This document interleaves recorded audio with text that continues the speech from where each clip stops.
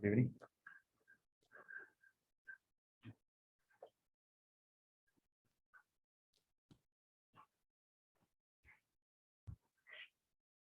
Hello, good evening. Good evening, sir. Yeah, sorry, a little late ആയിപ്പോയി. എന്താ പറയുക, മെയിൻസിൻ്റെ result വന്നു അറിഞ്ഞായിരുന്നു.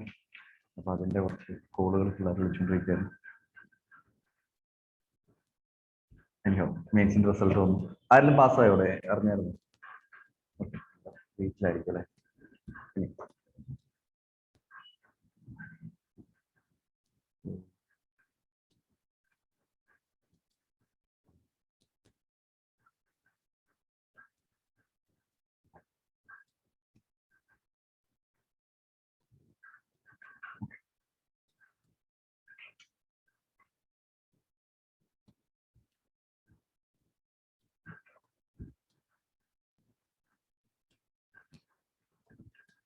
Yeah, so last day we were looking at the Losch theory, Cristallis theory of center plate. And basically the function was like how to achieve efficiency and to understand the patterns of settlement. അതായിരുന്നു basically ക്രിസ്റ്റാളറിന്റെ ഒരു assumption അല്ലെങ്കിൽ ഒരു aim. അതിന്റെ പേരിൽ കുറച്ച് efficiency criterias നമ്മൾ പഠിച്ചു. And based on some propositions he was looking into certain efficiency criteria. ആ എഫിഷ്യൻസി ക്രൈറ്റീരിയയിലൂടെ കുറച്ച് കാര്യങ്ങളാണ് ക്രിസ്റ്റാളറിന്റെ തിയറിയിൽ മെയിൻ ആയിട്ട് പറയുന്നത്. Like shape of the centre place, number of centre place, hierarchy and nesting pattern. ഇത്രയും കാര്യങ്ങളാണ് നമ്മൾ നെസ്റ്റിംഗ് പാറ്റേണിനകത്ത് തന്നെ ആ ഒരു 3 കൈൻഡ് ഓഫ് സർവീസസിനെ ബേസ് ചെയ്തിട്ട് മാർക്കറ്റിംഗ്, ട്രാൻസ്പോർട്ട് ആൻഡ് അഡ്മിനിസ്ട്രേഷൻ, ആ 3 കാര്യങ്ങളെ ബേസ് ചെയ്തിട്ട് എങ്ങനെയായിരിക്കണം നെസ്റ്റിംഗ് ഒരു ഐഡിയൽ കേസിൽ, എന്തൊക്കെ കാര്യങ്ങളിലായിരിക്കണം നെസ്റ്റിംഗ് ഏതൊക്കെ ബേസിലായിരിക്കും വരേണ്ടത്, എന്താണ് അതിൻ്റെ ഒരു റേഷ്യോ എന്നുള്ള കാര്യങ്ങളാണ് പറഞ്ഞത്. അപ്പൊ അത്രയും കാര്യങ്ങൾ കണ്ട് അതിൻ്റെ ഒരു അനാലിസിസ് കൂടെയാണ് നമ്മൾ എഴുതി കംപ്ലീറ്റ് ആയത്. സോ അതിനുശേഷം വരുന്ന തിയറിയാണ് the theory of Losch.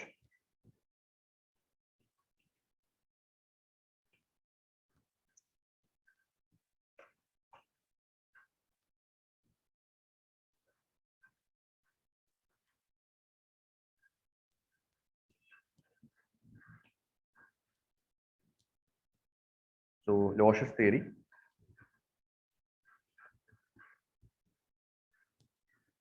Losch was not satisfied with the theory that Cristallis propounded. So he wanted to make some modifications. Especially, he was not convinced by the theory of like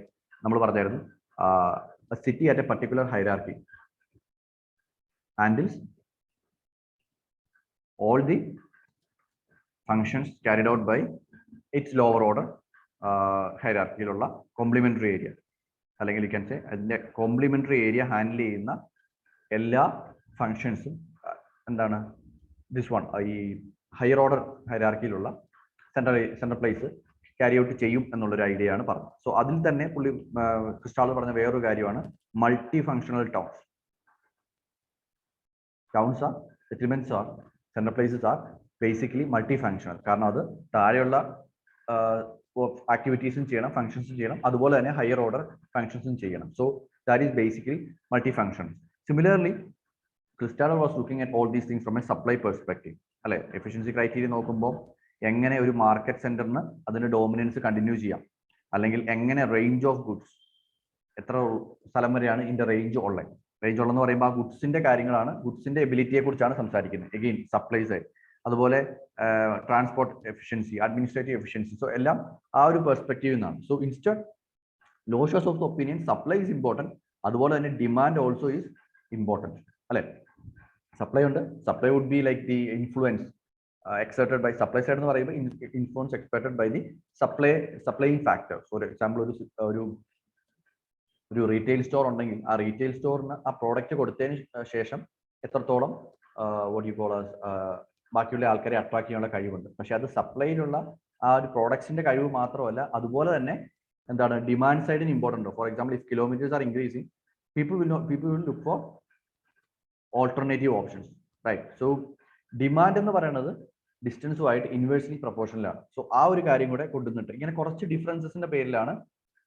പിന്നെ real world കാര്യങ്ങൾ നോക്കുമ്പോഴാണെങ്കിലും പലപ്പോഴും നമ്മൾ ഈ പറഞ്ഞ mono functional അല്ലെങ്കിൽ multi functional towns അത്ര popular, അത്ര real അല്ല. ചില സമയത്ത് നമുക്ക് കൂടുതൽ ഫങ്ഷണൽ സ്പെസിഫിക്കേഷൻ ഉള്ള ടൗൺസ് ആണ് കാണാൻ സാധിക്കുക. ലോവർ ഓർഡർ ഹൈറാർക്കിയിലുള്ള ടൗൺസ് ചെയ്യുന്ന കാര്യങ്ങളെല്ലാം ഒന്നും ഒരു ഹയർ ഓർഡറിലുള്ള ഒരു മേ ബി ന്യൂയോർക്ക് പോലെ ലണ്ടൻ പോലത്തെ ഒരു ടൗൺ ഒന്നും ചെയ്യേണ്ട കാര്യമില്ല. സോ ഈ ഒരു കുറച്ച് കാര്യങ്ങൾ ബേസ് ചെയ്തിട്ടാണ്, ഇതിന്റെ ബേസിസിലാണ് എന്താ പറയുക ലോഷിന്റെ തിയറി കൊണ്ടുവരുന്നത്. It was in the book spatial organisation of geography. Spatial organization of geography, sorry, organization of economy.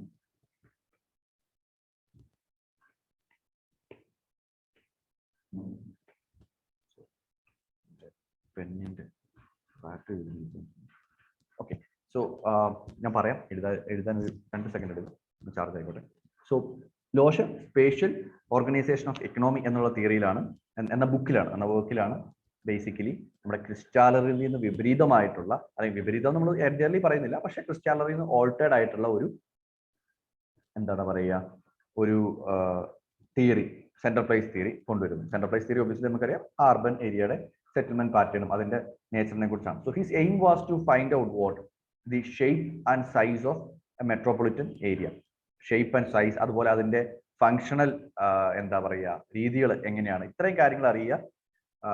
എന്താ പറയുക, ഇതായിരുന്നു ലോഷിന്റെ ഒരു എയിം. സോ മറ്റേ നമ്മുടെ ക്രിസ്റ്റാളിന്റെ കാര്യം പറഞ്ഞാൽ ക്രിസ്റ്റാളിന് കുറച്ചുകൂടി നെക്സ്റ്റിംഗ് പാറ്റേൺ അങ്ങനത്തെ രീതിയിലുള്ള എയിമാണ്, സിമിലർ എയിമാണ്. ബട്ട് നെക്സ്റ്റിംഗ് പാറ്റേണിലേക്കൊന്നും അത്രയധികം ലോഷ് ഫോക്കസ് ചെയ്യുന്നില്ല. ലോഷ് പക്ഷേ കുറച്ചും കൂടി അതിന്റെ ഫങ്ഷണൽ രീതികൾ എങ്ങനെയാണ് വരുന്നത് തുടങ്ങിയ കാര്യങ്ങൾ, അതുപോലെ ഡിമാൻഡ് സൈഡ് കൊണ്ടുവരിക. സോ അത് പറയുമ്പോൾ നമ്മൾ പറഞ്ഞ പോലെ തന്നെ കുറച്ച് അസംഷൻസ് ആണ് ലോഷ് സെപ്പറേറ്റ് ആയിട്ട് കൊണ്ടുവരുന്നത്. അതാണ് അതിൻ്റെ അകത്ത് ലീസ്റ്റ് എഫേർട്ട് പ്രിൻസിപ്പിൾ എന്നൊരു അസംഷനാണ് ലോഷ് സ്പെസിഫിക്കലി എക്സ്ട്രാ കൊണ്ടുവരുന്നത്. വിച്ച് മീൻസ് ദാറ്റ് ആൾക്കാർ എപ്പോഴും the customers which who are coming in will be trying to reduce their effort. അവരുടെ എഫേർട്ട് ഏറ്റവും കുറഞ്ഞ എഫേർട്ട് കൂടുതൽ, അല്ലെങ്കിൽ ഏറ്റവും കുറഞ്ഞ എഫേർട്ട് കൊണ്ട് ഒരു സർവീസ് പ്രൊക്യൂർ ചെയ്യുക എന്നുള്ളതായിരിക്കും എന്താണ് ഈ കസ്റ്റമേഴ്സിന്റെ ആവശ്യം. ഇതിൻ്റെ അകത്തോട്ട് വരുമ്പോൾ സർവീസിനെ മാത്രമല്ല ലോഷ് അതിന്റെ എന്താ പറയുക സർവീസ് സെക്ടറിനെയും അതുപോലെ ഇൻഡസ്ട്രിയൽ സെക്ടറിനെയും, 2 സെക്ടറുകളെ കൺസിഡർ ചെയ്യുന്നുണ്ട്. Primary and secondary and tertiary sector consider ചെയ്തിട്ടാണ് പറയുന്നത്. So what you are saying was that least effort principle. So when you look at least effort principle, you can see as distance increases, you can say, or you can draw another graph. So distance increases, the distance demand. So demand will be decreasing as what, as the distance is increasing. So maximum demand would be here near the market center, and towards here the demand would be reducing, right? So here demand is a function which he was saying there are different types of what we call as, there is different goods of different ranges and threshold population required. നമ്മൾ മറ്റൊരു പഠിച്ച കാര്യമാണ്. Different goods are different ranges and threshold population required. Now ഈ ഡിമാൻഡിന്റെ കാര്യം, demand is very important. So demand determined ആയിട്ട് ഈ ഓരോ ഗുഡ്സും എങ്ങനെയാണോ ഓരോ സ്ഥലത്ത് ഫൗണ്ട് ആയിരിക്കുന്നത്, ഓരോ സ്ഥലവും different kind of demand characteristics ആയിരിക്കും. Demand varies with place. Some regions would be having high demand for a particular kind of commodity, some would be having low demand. Okay, and he was saying in the places of high demand you will basically find what functional specialization. I come to that why. And low demand you will see multifunctional towns. Okay, so if you look at high demand areas, or say example tourism is high in demand.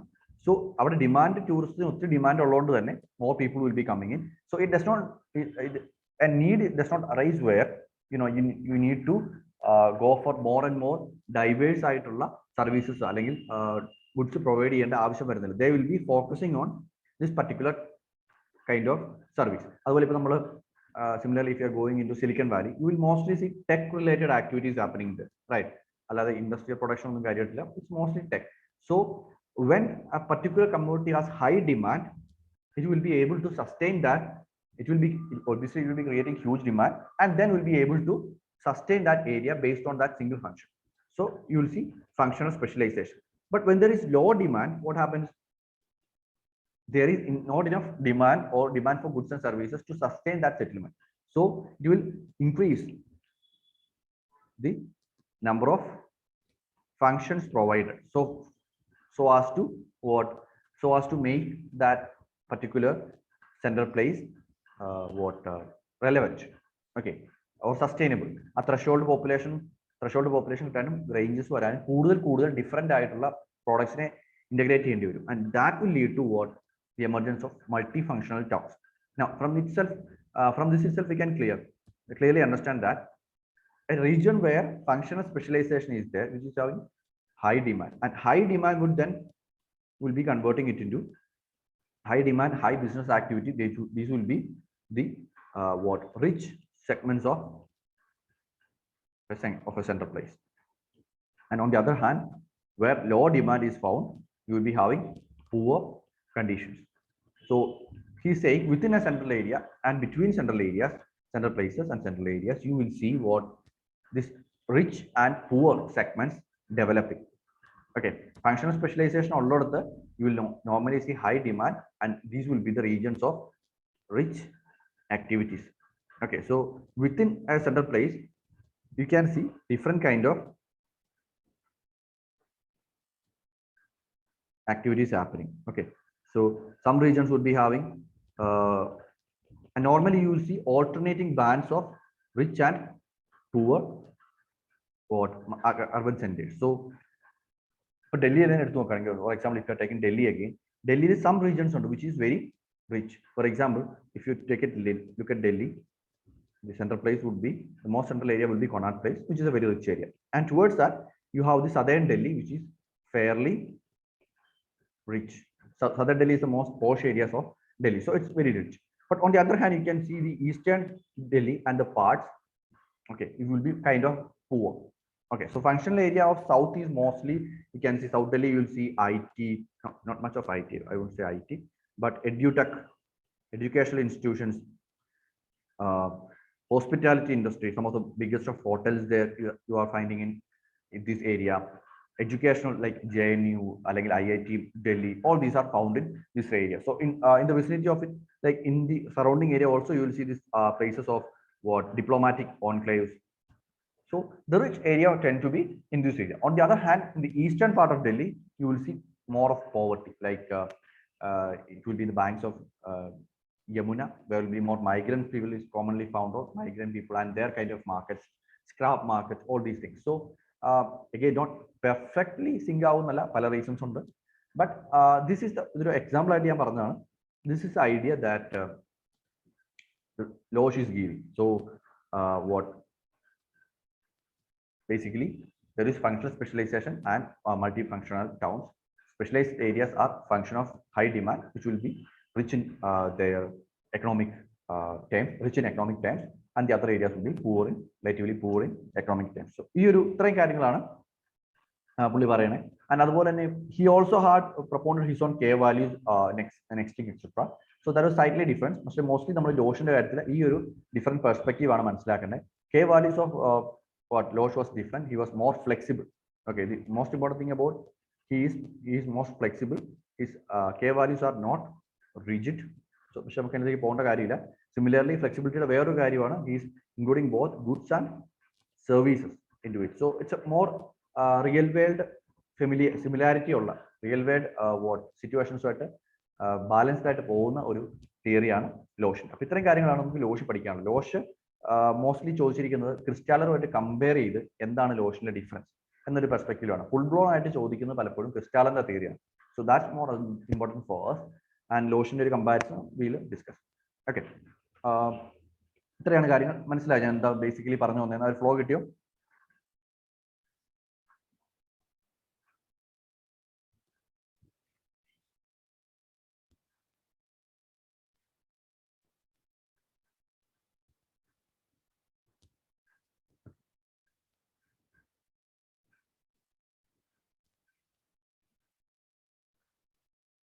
Okay, flow മനസ്സിലായോ?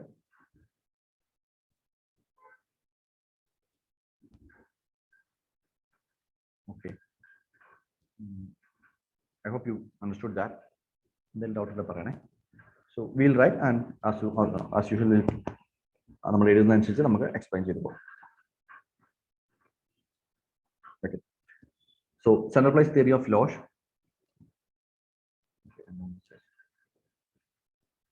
Okay. All right. Yeah, fine.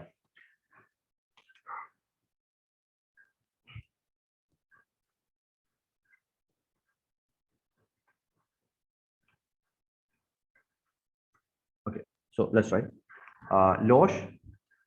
Losch attempted to formulate a theory of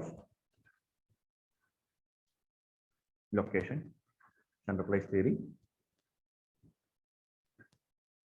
based on Losch attempted to formulate a location theory of central place based on the demand side of economics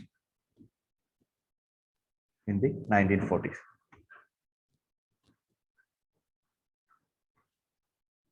Demand side of economics in the 1940s.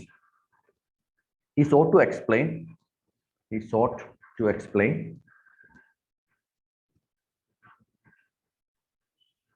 the shape and size of a market area,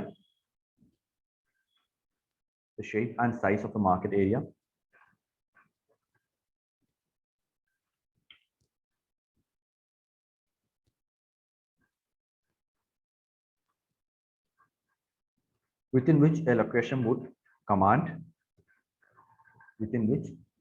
explain the shape and size of a market area within which a location would command the largest revenue.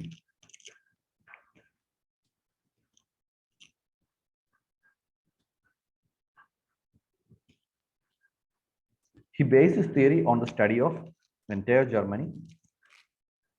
So that's one difference. Like Christaller was focusing on one particular area of Germany, but he was looking at a more. So his observations are from a more wider area. So he based his theory on the study of entire Germany.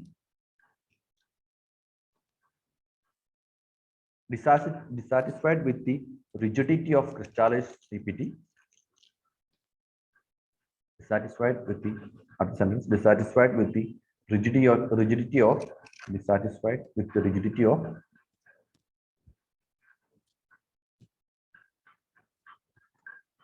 Christaller's CPT. Losch took into account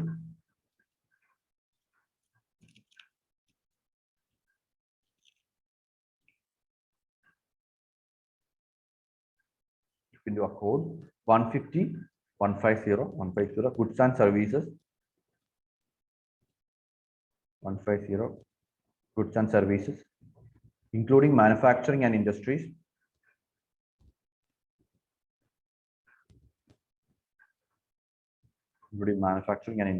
to ascertain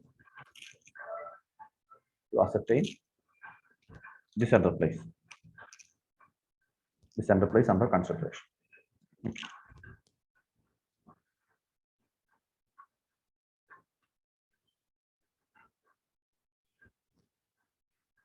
Okay, so assumptions are all the assumptions are similar as that of Christaller. Landscape is an isotropic surface. Just read here. What we are concerned about is the other assumptions where the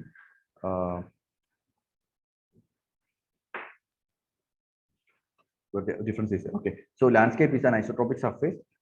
Both buyers and sellers are economic rational man. So obviously he's bringing in that buyers demand side, not just the seller, but both buyers and sellers are economic rational man. Third one, supply in the entire region is constant. So he's not focusing that much on supply, rather now the next point will be demand. Supply in entire region is constant. Third point. And fourth one,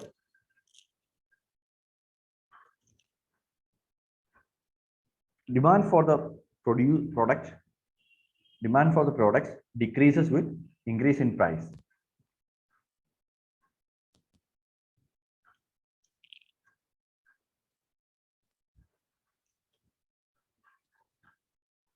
If the price increases as a result of increasing transportation costs,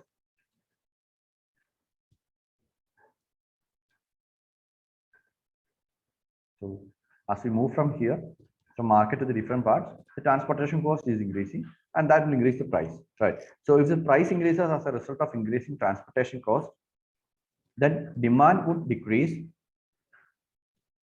Then demand will also decrease. What? With increasing distance from the production center.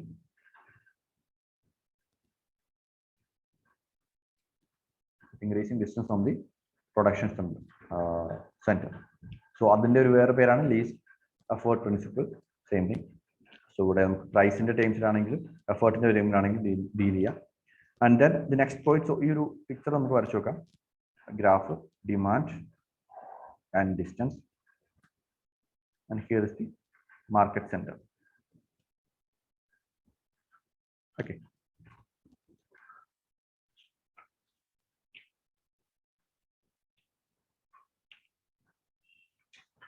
And then fifth point, he treated each function.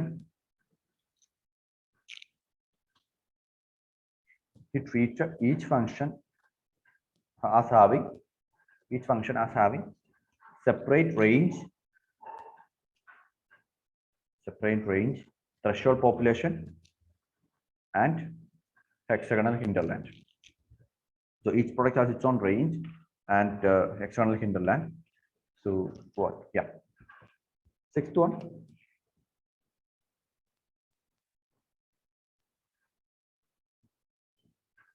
Whenever feasible,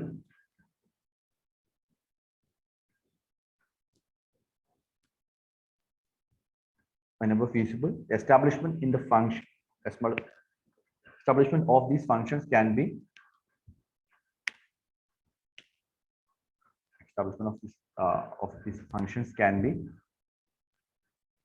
clustered in the same settlement.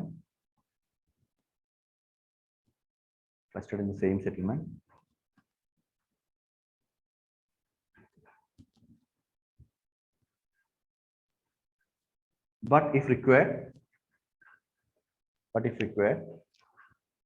the settlement can also specialize in a particular function. Functional specialization.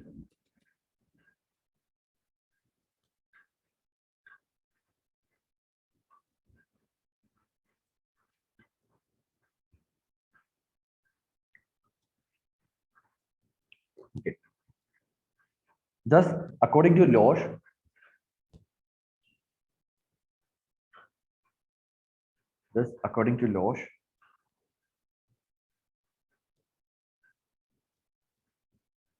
two types of CPs can be.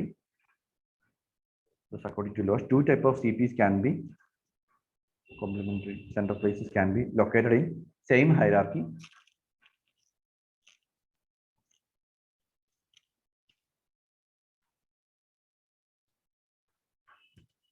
And it is not necessary that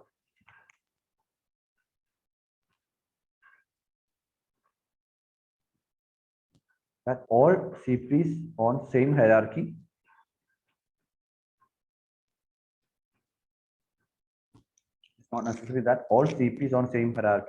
should be multifunctional. It's not necessary that all CPs on the same hierarchy should be multifunctional. In fact, it is the demand that determines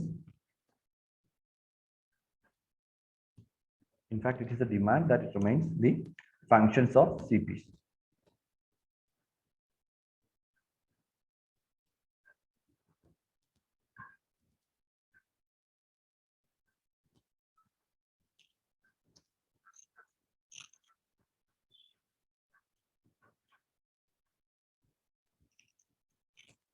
Thus, at the same level of hierarchy, two types of CPs can be formed. Thus, at the same level of hierarchy, two types of CP can be found.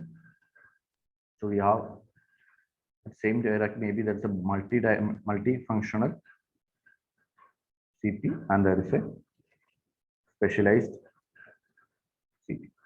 So this multifunctional would be having, again, as I'm just saying, multiple functions as visualized by as visualized by Cristal. Cristal പറഞ്ഞ പോലെ Cristal പറഞ്ഞ രീതിയിൽ തന്നെ അവിടെ hierarchy maintain ചെയ്യാൻ, efficiency maintain ചെയ്യാനായിട്ട് maximum functions would be accommodated. On the other hand, specialized ആണെങ്കിലോ, okay, we have to just write on that. So multifunctional CP is similar to one visualized by Cristal. Specialized CP which are focusing on providing a single function.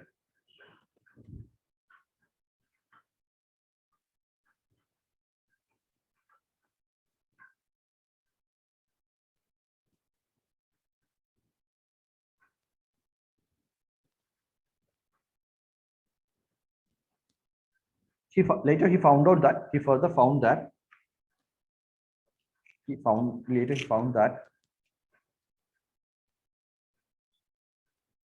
the specialized CPs can, there's a probability that, he found that there is a probability that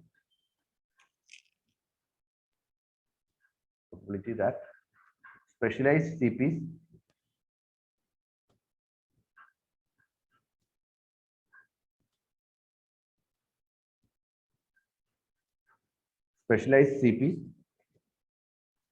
can concentrate in few sectors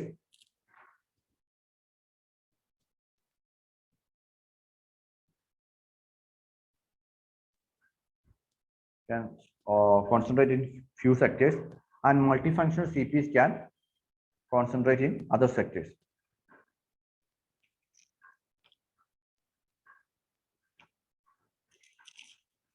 And multifunctional CPs can concentrate in other sectors.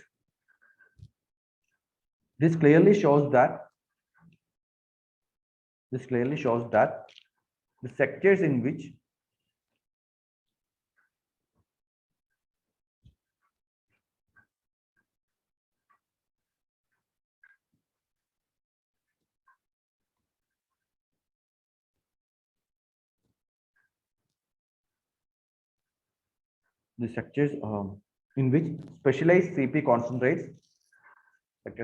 specialized CP concentrates have high demand and thus are found to be more richer ones.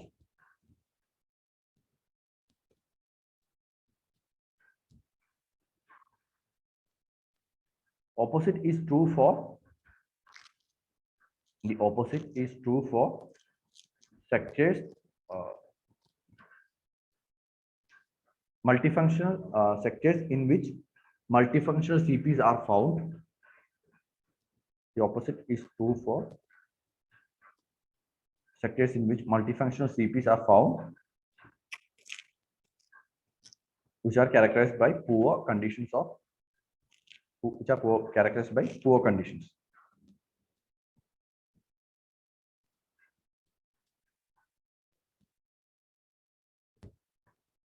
Thus, Losch finds out that a landscape is divided into. Thus, Losch finds out that landscape is divided into alternate rich and poor sectors. So, for a hexagonal center place on a center place in the chele areas would be richer, chele areas would be poor. Okay. So, rich area would be there and the other would be poor area. That's what Losch is saying. Because where high demand is there, you can basically focus upon one or two functions with limited functions. You don't have to go for multiple functions. But when the demand is low, you need to provide more and more functions so that the system can sustain. Okay. Now let's see. Comparison is important here. Let's look at the comparison between Christaller and Losch. ആദ്യമായിട്ടുള്ള കാര്യം എന്താണ്? ലോഷിന്റെ CPT has more empirical validity because ലോഷ് ജർമ്മനിയിലെ entire Germany consider ചെയ്ത് കൂടുതൽ goods and സർവീസസിനെ consider ചെയ്താണ് ലോഷിന്റെ theory ഉണ്ടാക്കിയിരിക്കുന്നത്. Okay, അതാണ് ഒരു major difference. So first one, Losch CPT has greater empirical validity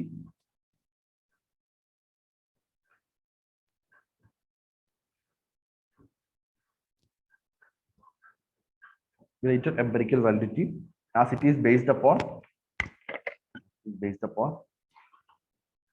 the experience of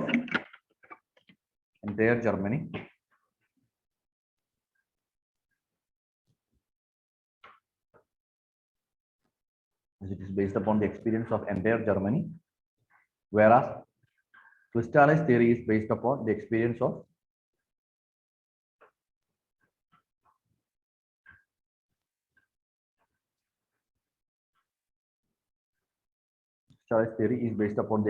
of southern Germany.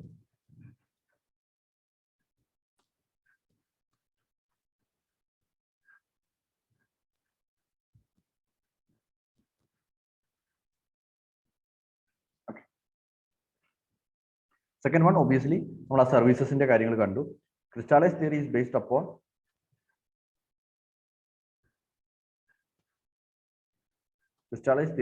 upon only service function or only tertiary function, that is services.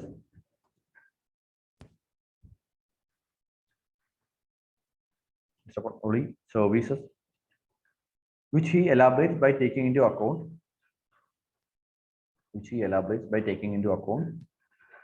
only three services, which are marketing, transportation, and administration. Right.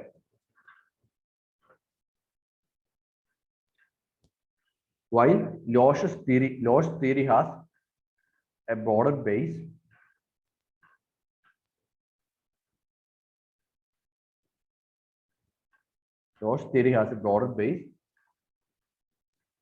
in terms of functionality,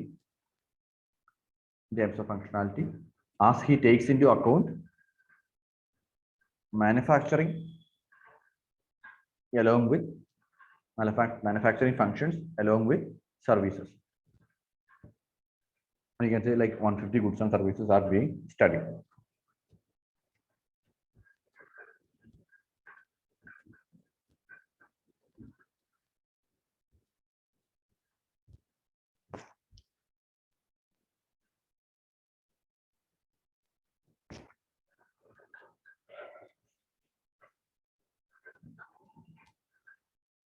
Crystallized theory is more restrictive in nature. We are talking about the multifunctionality. More restrictive in nature, where he maintains that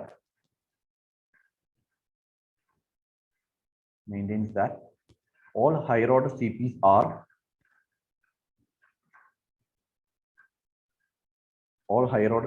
multifunctional,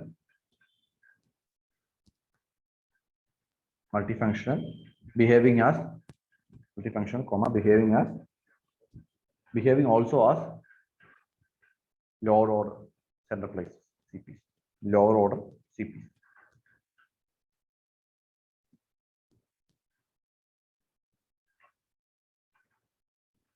Losch theory, on the contrary, states that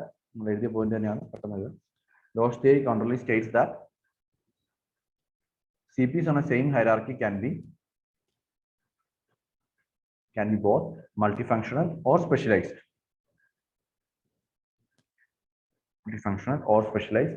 Thus, it is not necessary that the lower order CPs, the higher order CPs behaves as. It's not necessary that the higher order CPs behaves as the lower order CPs too. Okay, it cannot. It can refrain from enacting the roles, the functional roles played by the smaller complementary areas within it, and rather play the functional specialization, the functions which it is specializing on. Right.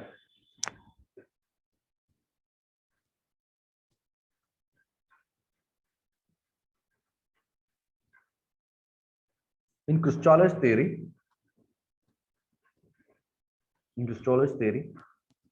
developmental levels developmental levels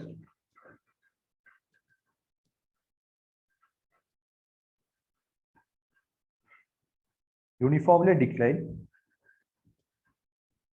Developmental levels uniformly decline away from the CP.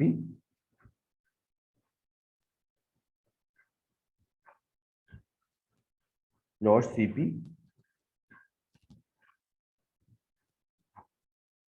are found with sectors of rich and poor sectors. Lost theory is found to have sectors of rich and poor sectors. So earlier, like what the centermost CP growth പുറത്തോട്ട് കുറഞ്ഞു കുറഞ്ഞു വരികയാണ്. So ഏറ്റവും നടുക്ക് ഏറ്റവും central പ്ലേസിൽ ഏറ്റവും growth അതിന്റെ സറൗണ്ടിങ്സ് ഗ്രോത്ത് കുറവ്. But Losch is saying like what ഈ ഫങ്ഷണൽ സ്പെഷ്യലൈസേഷൻ ഉള്ളതുകൊണ്ട് തന്നെ ഫങ്ഷണൽ സ്പെഷ്യലൈസേഷൻ പോസിബിൾ ആയതുകൊണ്ട് certain areas will be more richer, certain areas will be poor. അത് സെക്ടോറലി ആയിട്ടാണ്, അല്ലാതെ ഡിസ്റ്റൻസ് കൂടുന്തോറും എന്നുള്ള രീതിയിലല്ല പുള്ളി കാണുന്നത്.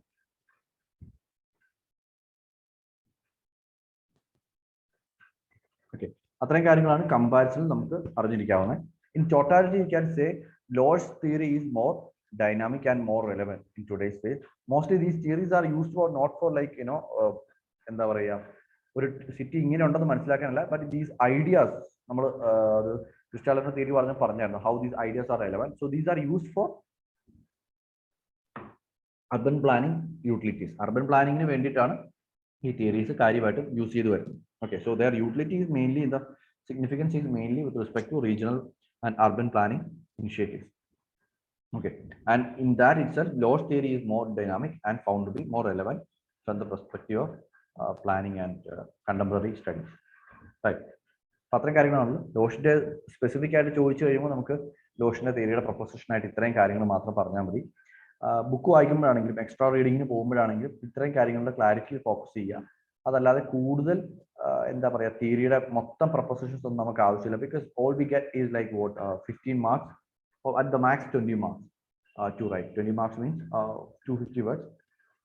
Sorry, 250 la more than that, right? 4 pages like 250 or anything. It would be like 300 something words, right? 4 pages would be there. 400 pages would be there. So basically you have to write that one. So നമുക്ക് ഈ ഒരു തിയറിയുടെ base അറിയാമെങ്കിൽ തന്നെ തിയറിയുടെ detail ആയിരിക്കില്ല ചോദിക്കുന്നത്, തിയറിയുടെ details plus analysis. So obviously you can manage it. So കൂടുതൽ വായിക്കുമ്പോൾ എൻ്റെ എക്സ്ട്രാ ഡയമെൻഷൻസിലേക്ക് നോക്കുക. തിയറിയുടെ എന്താണ് എക്സ്പ്ലനേഷൻ ഒത്തിരി കൂടുതൽ നോക്കാതെ എൻ്റെ അനാലിസിസ് പാർട്ടിലേക്ക് നമുക്ക് കൂടുതൽ നോക്കാം. So that will be more useful. ഞാൻ പറഞ്ഞ പോലെ തന്നെ സി പി ടിയിൽ ക്രിസ്റ്റാലറി നിന്നാണ് കൂടുതൽ ഡീറ്റെയിൽ ആയിട്ട് ചോദ്യങ്ങൾ വരിക. ക്രിസ്റ്റാലറുമായിട്ടുള്ള കമ്പാരിസൺ ആയിരിക്കും ലോഷിന്റെ കാര്യത്തിൽ ചോദിക്കാൻ പോവുക. അതുപോലെ തന്നെ ലോഷിന്റെ ഒരു പോസിറ്റീവ് നെഗറ്റീവ് കുറച്ചൊന്ന് നോക്കി നോക്കാം, which we can read on your. Okay, ഇത്രയും കാര്യങ്ങളാണ് സി പി ടിയിൽ നോക്കാനുള്ളത്. സി പി ടി മൊത്തത്തിൽ പറഞ്ഞു കഴിഞ്ഞാൽ again as I said it's an attempt to find the base of the basic elements like the size, the shape, the nesting pattern, etc. of a particular location or settlement. അപ്പോൾ അതിനുള്ള ഒരു attempt ആണ്. 2 അറ്റംപ്റ്റുകൾ നമ്മൾ പഠിക്കുന്നുണ്ട്, ലോഷിന്റെ അറ്റംപ്റ്റും അതുപോലെ തന്നെ ക്രിസ്റ്റാലിന്റെ അറ്റംപ്റ്റും. ഈ 2 അറ്റംപ്റ്റിന്റെയും propositions എന്തൊക്കെയാണെന്ന് നമ്മൾ എഴുതി. അത്രയും കാര്യങ്ങളാണ് ഈ 2 കാര്യത്തിൽ അറിയാവുന്നത്. ഓക്കെ, അബി കൂൾ.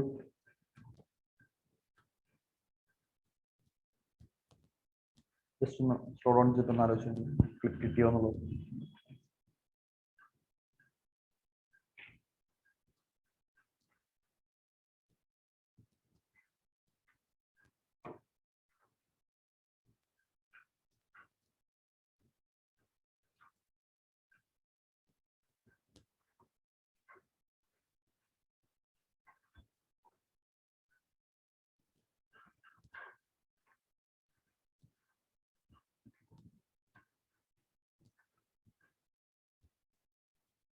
സെറ്റിൽമെന്റിന് ശേഷം നമ്മൾ നോക്കാൻ പോകുന്നത് നമുക്ക് കുറച്ച് തിയറി കൂടെ ബാക്കിയുണ്ട്. നമ്മൾ അതിൻ്റെ അടുത്ത് കാണുന്നത് വെബറിന്റെ ഇൻഡസ്ട്രിയൽ ലൊക്കേഷൻ തിയറിയാണ്.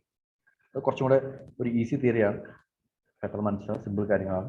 ആൻഡ് കുറച്ച് കൂടുതൽ ചോദ്യങ്ങൾ വരുന്നത്. ഈ ഇടയ്ക്കും 2019 വെബറിന്റെ കാര്യം ചോദിച്ചായിരുന്നു. എൻ്റെ ഓർമ്മ ശരിയാണെങ്കിൽ ഈ വർഷം വെബറിന്റെ ചോദിച്ചിട്ടുണ്ട്. സോ വെബറിന്റെ തിയറികളിൽ തന്നെ ഏറ്റവും ഇമ്പോർട്ടൻ്റ് ആയിട്ടുള്ള തിയറിയാണ്. മോഡൽസ് ആൻഡ് തിയറീസിലെ ഒരു മോർ ഇമ്പോർട്ടൻറ്റ് തിയറിയാണ് വെബറിന്റെ തിയറി. ഓക്കെ, ഇത് ഓക്കെയാണോ location theory? Center place theory. That's it.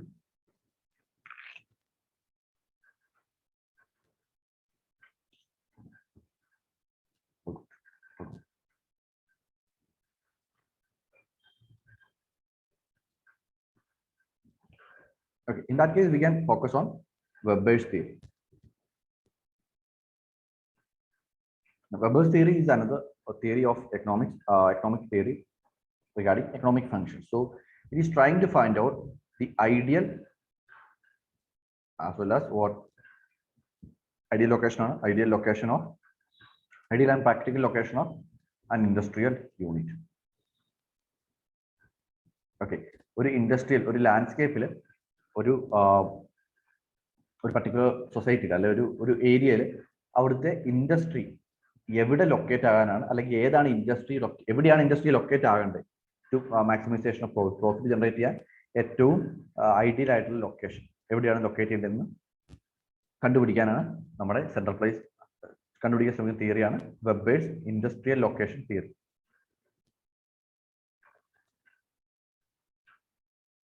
Okay. So we'll go into the details of the theory.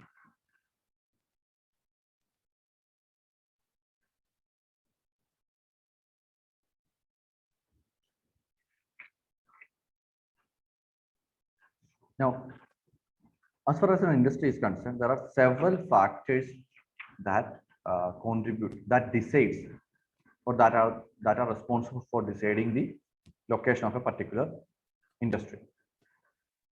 Okay. Now, ഇതിന്റെ അകത്ത് ഏറ്റവും പ്രധാനപ്പെട്ട ഒന്ന് രണ്ട് ഫാക്ടേഴ്സ് ഏതൊക്കെയാണ് ഒന്ന് ആലോചിച്ച് നോക്കി. ഒരു ഇൻഡസ്ട്രിയൽ ലൊക്കേഷൻ തീരുമാനിക്കാൻ ഏറ്റവും പ്രധാനപ്പെട്ട കാര്യങ്ങൾ പറയാമോ? ഈ തിയറി നമുക്ക് കുറച്ചും കൂടെ റിയൽ ലൈഫിൽ നമുക്ക് എന്താണ് റിലേറ്റ് ചെയ്യാൻ പറ്റുന്ന ഒരു തിയറിയാണ്. മറ്റേത് ബാക്കി തിയറികൾ പോലെയല്ല, കുറച്ചും കൂടി ഒരു റിലേറ്റബിൾ ആണ്. So I will go in that manor.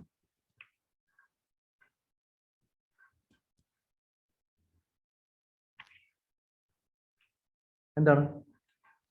Okay, so റോഷൻ is saying raw material. Yeah, raw material is one of the crucial factors that decides the location of industry. Similarly, yeah, Nandu is also saying resource and transportation. So I take that transportation is a very important thing. Where in the London?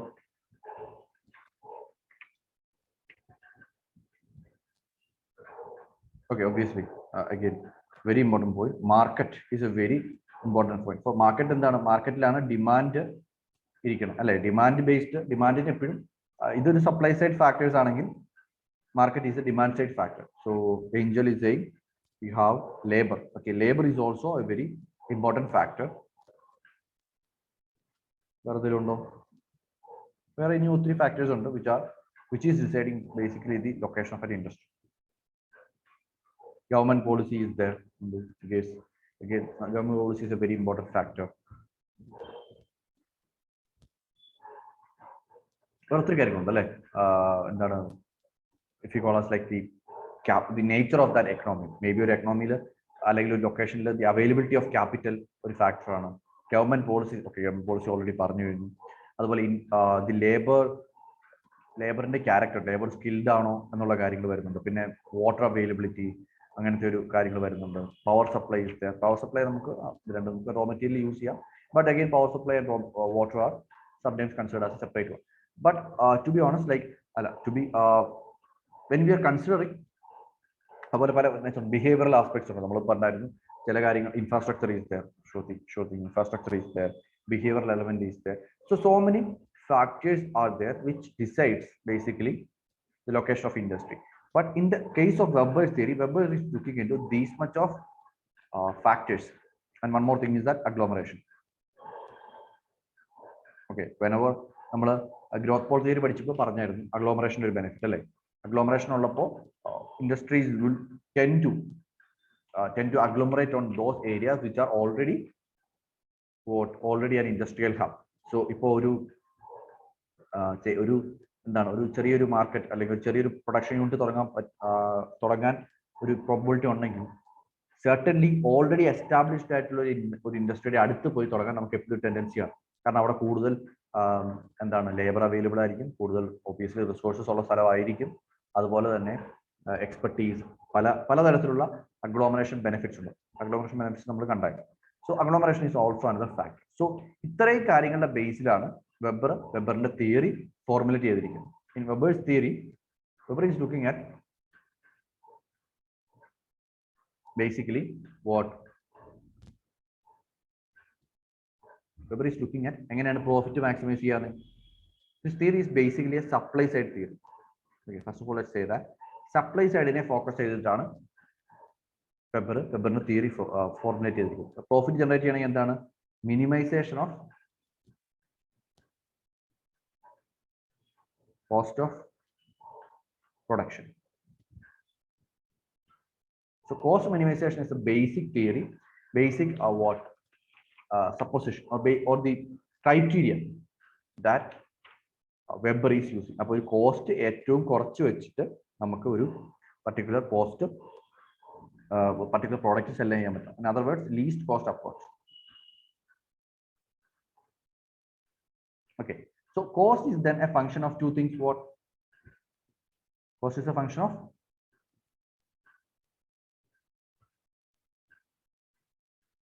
cost. Cost is a function. Cost is a function of basically transportation of.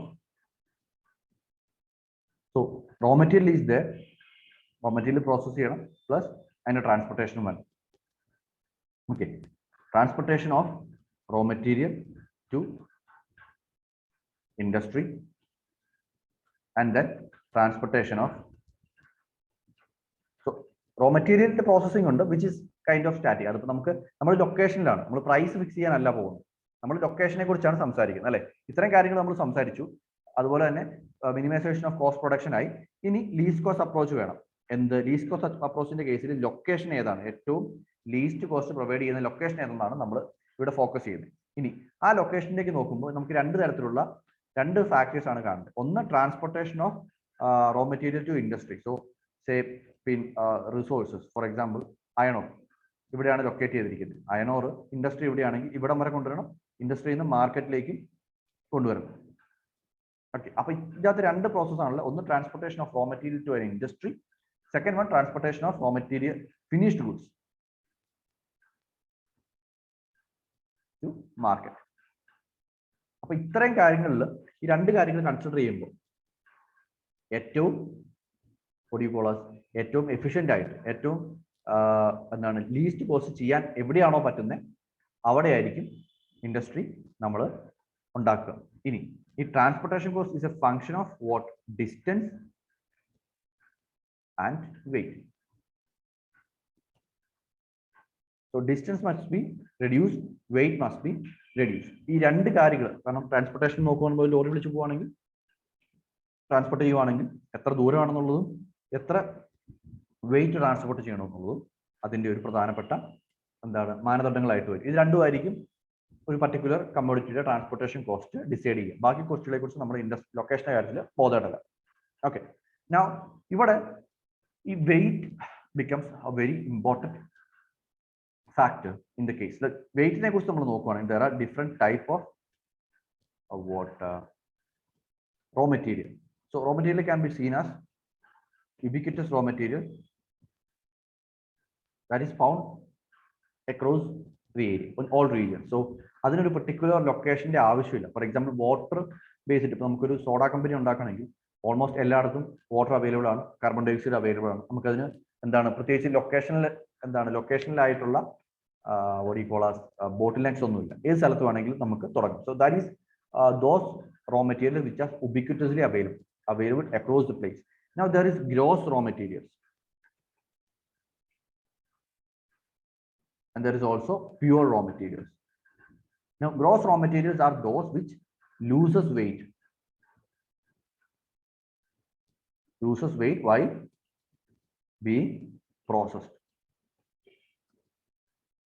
Okay, processing നടക്കുമ്പോൾ weight lose ചെയ്യുന്ന, considerably weight lose ചെയ്യുന്ന raw മെറ്റീരിയൽസിനാണ് നമ്മൾ gross raw materials പറഞ്ഞത്. ഇനി ചില raw materials ഉണ്ട്, pure raw material which does not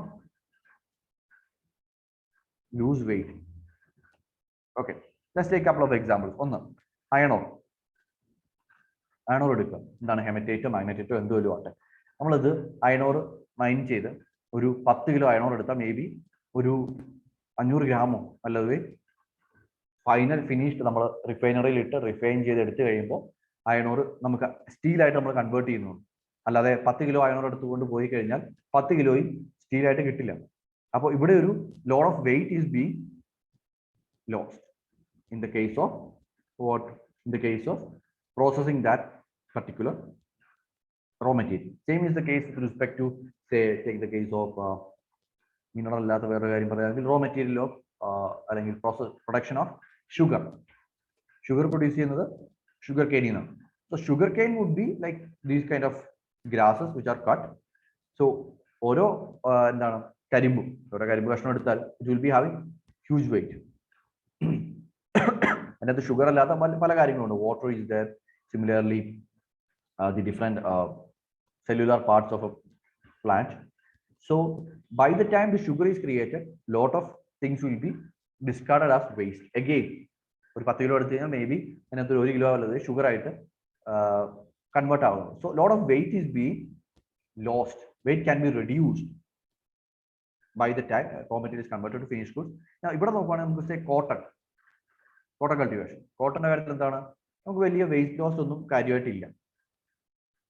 cotton തരം വിലയുണ്ടോ തൂക്കമുണ്ടോ അത് തന്നെ അതിന്റെ ഫിനിഷ് ഗുഡ്സിലേക്ക് ഓൾമോസ്റ്റ് ആ തൂക്കത്തിൽ തന്നെ നമുക്ക് അതിന്റെ ഫിനിഷ് ഗുഡ്സും കാണാൻ പറ്റും. So that is pure raw material. We had said that weight is one factor that is the most important one here in the case of identifying location of industry. Now, gross raw material. So he was using an idea of called location triangle. Remember, location triangle ennu parnyoru concept aanu idu explain cheyanayittu use cheyirikkum. So he is saying basically when there is a gross raw material, this idinte tendency engotta irikkum to situate near the raw material or near the market. Evada situate cheyanayirikkum tendency koodulum പറഞ്ഞു, മാർക്കറ്റിനടുത്തായിരിക്കും raw മെറ്റീരിയലിനടുത്തായിരിക്കും?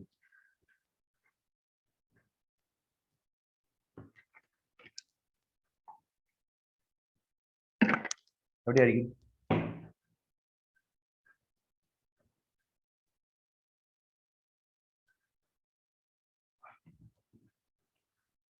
അതേസമയം pure raw material ആണെങ്കിലോ okay, ഇതിന്റെ tendency would be to be near the raw material source. Pure raw material എവിടെയായിരിക്കും? മാർക്കറ്റിലായിരിക്കും അതോ raw material സെന്ററിലായിരിക്കും?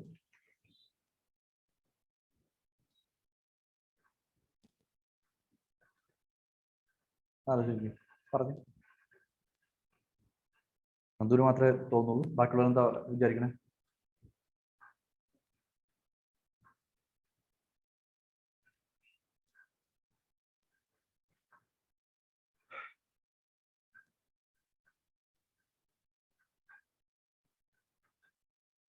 Okay, ആരൊന്നും പറയുന്നില്ലേ?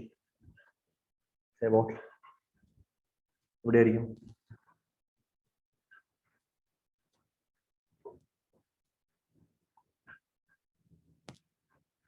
Okay, so in the case of pure raw material, എന്താണ്, weight is not being lost. So weight ന് transportation കോസ്റ്റിൽ പ്രത്യേകിച്ച് influence ഒന്നും തന്നെ ഇല്ല, no influence. So this can be located anywhere between the raw material and market. Industry location could be anywhere, എവിടെ വേണമെങ്കിലും ആകാം. But generally എന്താണ്, വെയിറ്റിന്റെ ഇൻഫ്ലുവൻസ് ഇല്ലാത്തതുകൊണ്ട് this tends to move towards market. മാർക്കറ്റിന്റെ അടുത്തേക്ക് മൂവ് ചെയ്യാനുള്ള ടെൻഡൻസി ആയിരിക്കും ഈ റോ മെറ്റീരിയലിന് ഉണ്ടാകുക, സോറി ഇൻഡസ്ട്രിക്ക് ഉണ്ടാകുക. ഫൈൻ, നമുക്ക് ഇതിന് 2 എക്സാമ്പിൾ എടുത്തിട്ട് നോക്കാം. ഇപ്പോൾ അയൺ ഓർ ഇൻഡസ്ട്രിയാണ്, ഇവിടെയാണ് അയൺ ഓർ അവൈലബിൾ ആയിട്ടുള്ളത്. അപ്പം ഇവിടെ തന്നെ നമുക്കൊരു ഇൻഡസ്ട്രി സ്ഥാപിക്കാമെങ്കിൽ എത്താണ്, 10 കിലോ എടുത്തിട്ട് ബാക്കി 1 കിലോ നമുക്കിവിടെ അയൺ ഓർ അല്ലെങ്കിൽ സ്റ്റീൽ പ്രൊഡ്യൂസ് ചെയ്യാം. പിന്നെ മാർക്കറ്റ് ഇവിടെയാണെങ്കിൽ 10 കിലോമീറ്ററിൽ നമുക്ക് 1 കിലോഗ്രാം കൊണ്ടുപോയാൽ മതി. അപ്പൊ ഇവിടെ നമ്മൾ ആദ്യം തന്നെ എടുത്ത് അത് 1 കിലോഗ്രാമായിട്ട് കൺവേർട്ട് ചെയ്തു. 1 കിലോമീറ്ററിന് 1 രൂപ ചാർജ് ആണെങ്കിൽ നമുക്കിവിടെ 10 × 1 10 രൂപയ്ക്ക് മാർക്കറ്റിലേക്ക് കൊണ്ടുവരും. അതേസമയം നമ്മൾ ഇൻഡസ്ട്രി ഇവിടെ കൊണ്ടുവച്ചാലോ, 10 into 10, 100 rupees spend ചെയ്തിട്ട് വേണം നമുക്ക് മാർക്കറ്റിലേക്ക് ഈ റോ മെറ്റീരിയൽ കൊണ്ടുവരാൻ. എന്നിട്ട് മാർക്കറ്റ് നമ്മൾ ഇൻഡസ്ട്രി വെച്ചിട്ട് നമ്മൾ അവിടെ പ്രൊഡ്യൂസ് ചെയ്ത് സ്റ്റീലാക്കും. But total transportation cost will be 100 rupees. But here this would be just 10 rupees. 1 കിലോഗ്രാമേ ഉള്ളൂ. ആദ്യമേ തന്നെ നമ്മൾ അതിന്റെ കളയാനുള്ള നമ്മൾക്ക് എന്താണ് ഇമ്പ്യൂരിറ്റീസോ അല്ലെങ്കിൽ വെയിറ്റ് എന്തായാലും കുറയ്ക്കണം എന്നുള്ളത് കുറച്ചു. എന്നിട്ടാണ് നമ്മൾ മാർക്കറ്റിലേക്ക് കൊണ്ടുപോകുന്നത്.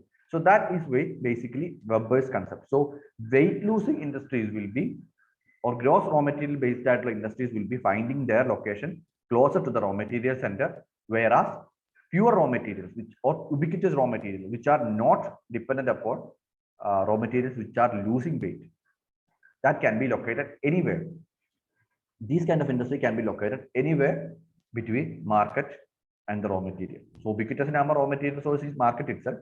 മറ്റൊരു വേറെ റോ മെറ്റീരിയൽ ഉണ്ട്, എന്നാലും എവിടെ വേണമെങ്കിലും ഇരിക്കാം. But in the end you will see that these industries location would be found near to the market. അപ്പൊ ഇത്രയും കാര്യങ്ങളാണ് വെബർ ബേസിക് ആയിട്ട് പറഞ്ഞത്. No in the case of like a product there could be may be in case there is 2 raw material which are weight losing. Okay, then where would be the location? Here he again uses the idea that it will be found somewhere that is between the market and the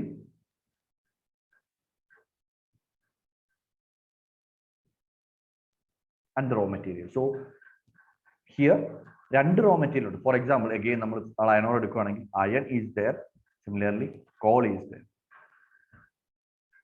Okay, and market is there. So there are 3 options. Either this could be located here and you bring this one to here, or it can be located here and you bring iron to here, or it can be located near to the in between these 2 products. So anyhow the industry will still be located near to the raw material. So there's options now.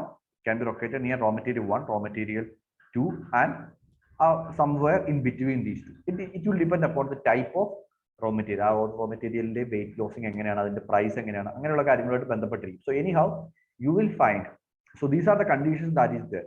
So first condition നമ്മൾ എന്താണ്, least cost of production ആണ് basic principle, cost of production. ആദ്യത്തെ condition reducing the cost of transportation. ഈ ഒരു first basis ആണ് നമ്മൾ കണ്ടത്. So he later drew like things like isodapane. So he identified that there is, he drew several lines between market and what? Market and raw material. Okay, so he identified then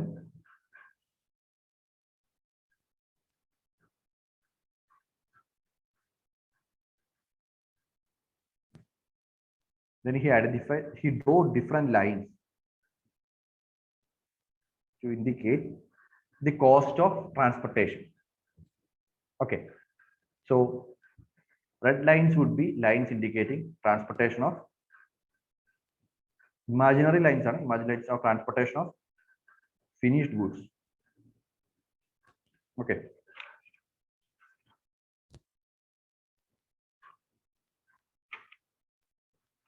finished goods, and the black lines would be showing the transportation cost of raw materials to industry. So finished good to market and raw materials to. So that basically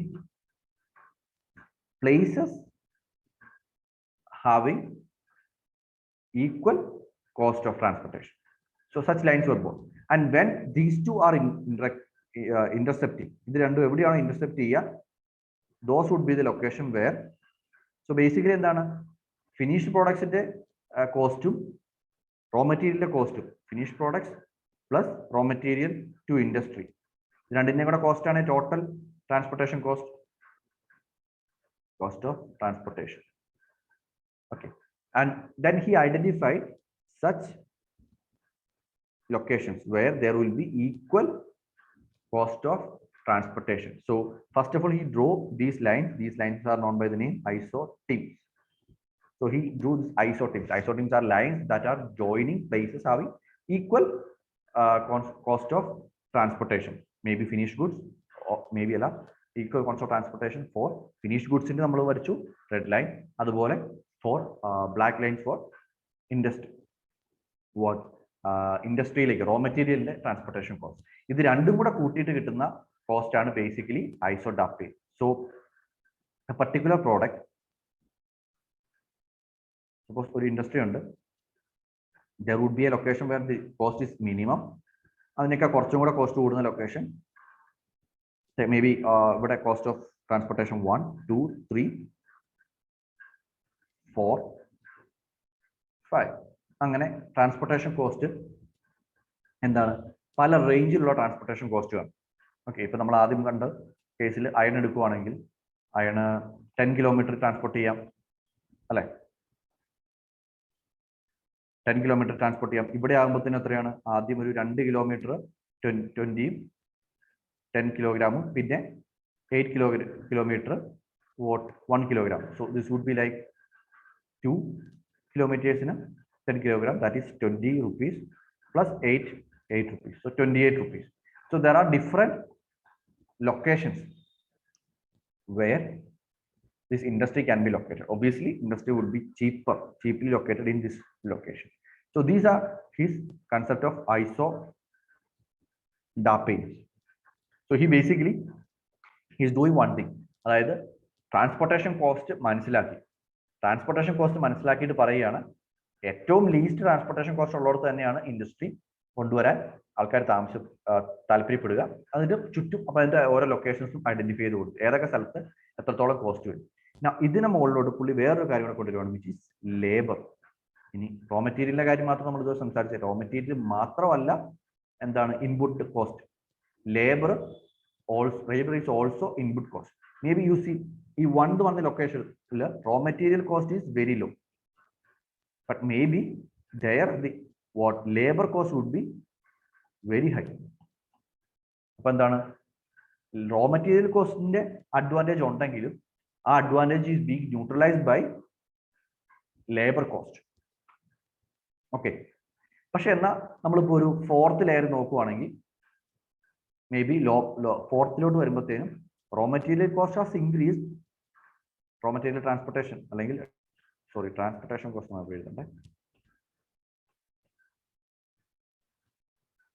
transport cost very low.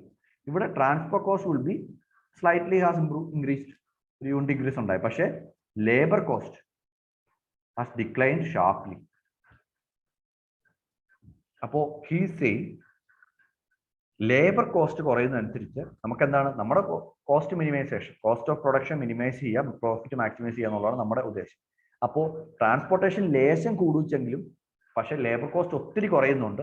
ഈ ഒരു ലൊക്കേഷനിൽ നിന്ന് industry may relocate to another location till the line called as critical isodapane. Critical isodapane എന്താണ്? At critical isodumping, what the reduction in labor cost would be less than the increase in transportation cost. Okay, അപ്പോ 2-3 കാര്യങ്ങളാണ് പുള്ളി ശ്രദ്ധിക്കുന്നത്. ഒന്ന് labour cost, ഒന്ന് raw മെറ്റീരിയലിന്റെ transportation cost, രണ്ടാമത് വരുന്ന ഒരു കാര്യമാണ് ലേബർ കോസ്റ്റ്. അപ്പോൾ ഈ ക്രിട്ടിക്കൽ ഐസോഡാപ്പിനൊക്കെ പുള്ളി വരച്ചു, എന്റെ ഏറ്റവും എഫിഷ്യന്റ് ആയിട്ടുള്ള സ്ഥലം കണ്ടുപിടിച്ചു, ഇത് മാർക്കറ്റ് സെന്റർ അല്ലെങ്കിൽ ഇത് ഇൻഡസ്ട്രിയിൽ ഏറ്റവും നടുക്കുള്ള സ്ഥലം എവിടെയാണോ ആ സ്ഥലം. പിന്നെ പുള്ളി പറയുകയാണ്, എന്താ പറയുന്നത്, ഇവിടെ ലൊക്കേറ്റ് ചെയ്യുമ്പോൾ ചിലപ്പോൾ ഒരു ഫാക്ടറി ഈക്വൽ ആണ് ഗുഡ് ആണെങ്കിലും അടുത്ത ഫാക്ടറി അത്ര എഫിഷ്യന്റ് ആയിക്കണമെന്നില്ല ലേബർ. സോ ഈ ലേബറിന്റെ അഡ്വാൻറ്റേജ് എടുക്കാൻ വേണ്ടി കുറച്ച് ദൂരം സഞ്ചരിക്കണമെങ്കിലും കുറച്ച് ദൂരത്തിന്റെ കണക്ക് കൂടുമെങ്കിലും ലേബറിന്റെ കണക്ക് വെച്ച് നമുക്കത് മാനേജ് ചെയ്യാം. അങ്ങനെ ഏതൊക്കെ സ്ഥലമുണ്ടോ അവിടെ എങ്ങോട്ട് വേണമെങ്കിലും ഇൻഡസ്ട്രിക്ക് റീലൊക്കേറ്റ് ചെയ്യാം. പക്ഷെ അതിനൊരു പരിധിയുണ്ട്. ആ പരിധിയുടെ പേരാണ് ക്രിട്ടിക്കൽ ഐസോഡാപ്പിംഗ്. ക്രിട്ടിക്കൽ ഐസോഡാപ്പിന്റെ അപ്പുറത്ത് കൊണ്ട് ലേബർ കോസ്റ്റ് ഇൻഡസ്ട്രി വെച്ച് കഴിഞ്ഞാൽ എന്താണ്, ഇവിടെ കൊണ്ട് ഇൻഡസ്ട്രി വെച്ച് കഴിഞ്ഞാൽ നമുക്ക് കാണാൻ പറ്റും ലേബർ കോസ്റ്റ് കുറച്ച് കുറവാണ്, പക്ഷെ അതിനേക്കാൾ വലിയ കൂടുതലാകും നമ്മുടെ ട്രാൻസ്പോർട്ടേഷൻ. സോ അവിടെ നമുക്ക് റീലൊക്കേറ്റ് ചെയ്യാൻ പറ്റില്ല. So within this critical isodapane this industry can be relocated to a new location. So അതാണ് ആദ്യം റോ മെറ്റീരിയൽ ആയിരുന്നു ഡിറ്റർമിനിങ് ഫാക്ടർ എങ്കിൽ രണ്ടാമത്തെ ഡിറ്റർമിനിങ് ഫാക്ടറായിട്ട് കടന്നു വരുന്ന ആളാണ് ലേബർ കോസ്റ്റ്. ലേബർ കോസ്റ്റ് ആണ്. സോ ഒരു ഇൻഡസ്ട്രി ആദ്യം നമ്മൾ എക്സ്പെക്ട് ചെയ്യുക it should be located in the place where the transportation cost is the least, but labour വെച്ചിട്ട് നമുക്ക് മാറാം. ഇനി അതിന് മുകളിൽ കൂടെ വരുന്ന ഒരു കാര്യമാണ് agglomeration.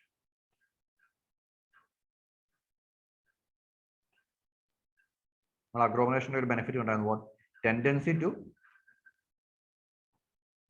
agglomerate around existing what core areas. So here maybe the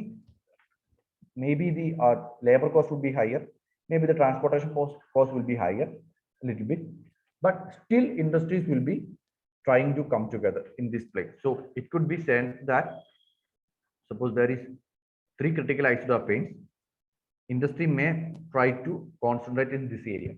അപ്പോൾ ക്രിട്ടിക്കൽ ഐസോടോപ്പൈൻ അകത്താണ് നമ്മുടെ ലേബർ വെച്ചിട്ടുള്ള ലൊക്കേഷണൽ ചേഞ്ച് വരും. അപ്പൊ അതിൽ തന്നെ ഈ ഒരു അഗ്ലോമറേഷൻ ഒരു ഫാക്ടർ വരുമ്പോൾ ഇൻഡസ്ട്രിയൽ ലൊക്കേഷൻ ആ അഗ്ലോമറേഷൻ നടക്കണം, മൂന്നെണ്ണം കൂടെ ഒരുമിച്ച് വരുന്ന മൂന്നിന്റെയും കൂടെ ക്രിട്ടിക്കൽ ഐസോടോപ്പൈൻ ഒരുമിച്ച് വരുന്ന സ്ഥലത്ത് ഒരു ടൗൺ ഉണ്ടായി. ആ ടൗണിലേക്ക് തന്നെ കൂടുതൽ ഇൻഡസ്ട്രിയൽ യൂണിറ്റ്സ് വരാൻ ചാൻസ് ഉണ്ട്. അതാണ് ഈ തിയറി പറയുന്നത്. അപ്പോൾ നമുക്കിപ്പോൾ ജംഷഡ്പൂർ ഉള്ള സ്ഥലങ്ങൾ നോക്കുവാണെങ്കിൽ അഗ്ലോമറേഷൻ കൃത്യമായിട്ട് കാണും അല്ലെ.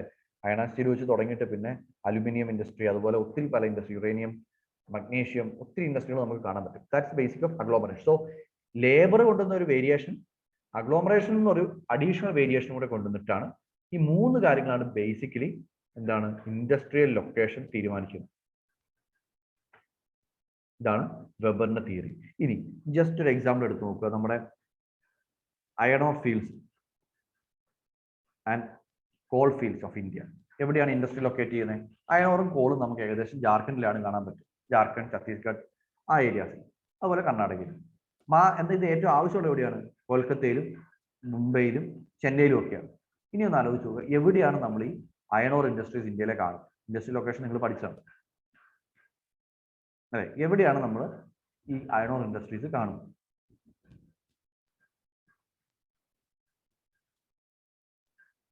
നമ്മൾ ഈ ജംഷഡ്പൂരിന്റെ അടുത്തുള്ള സരിയ എന്നുള്ള കോള് കൊണ്ടിരുന്നു, അല്ലെങ്കിൽ അതിനടുത്തുള്ള ബാക്കി മലൻകണ്ടി അങ്ങനെയുള്ള അയണോർ കൊണ്ടിരുന്നു. ഈ രീതിയിലല്ലേ ഇൻഡസ്ട്രീസ്. അപ്പൊ ജംഷഡ്പൂർ കോളിന്റെയും എന്താ പറയുന്നത്, കോളിന്റെയും അയണോറിന്റെയും ഇടയ്ക്കുള്ള, അല്ലെങ്കിൽ നമ്മൾ മുമ്പേ പറഞ്ഞ ഡിവൈസ്ഡ് ആയിട്ടുള്ള ഒരു സ്ഥലത്താണ് ഇൻഡസ്ട്രീസ് കാണുന്നത്. അല്ലാതെ കൊൽക്കത്തയിലല്ല, മുംബൈയിലല്ല, ചെന്നൈയിലും അല്ല.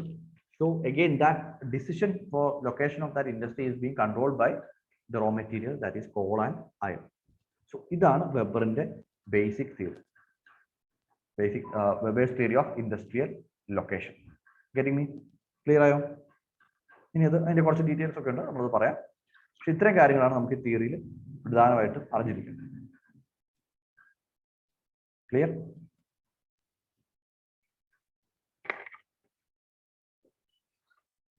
ഞാൻ പറഞ്ഞല്ലോ, വെബേഴ്സിന്റെ തിയറി കുറച്ചും കൂടെ നമുക്ക് ഒരു റിലേറ്റബിൾ ആണ്. സെൻട്രൽ പ്ലേസിലേക്ക് വരുമ്പോൾ നമുക്ക് അത്ര റിലേറ്റബിൾ ആയിട്ടുള്ള കാര്യങ്ങളല്ലെങ്കിൽ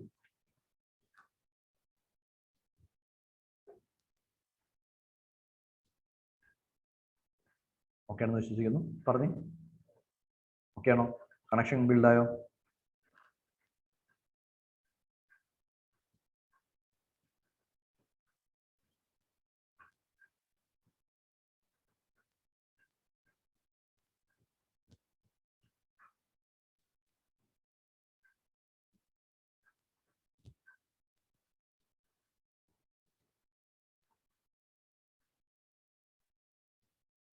ഓക്കെ, നമുക്കിത് പയ്യെ എഴുതി എക്സ്പ്ലെയിൻ ചെയ്ത് പോകാം.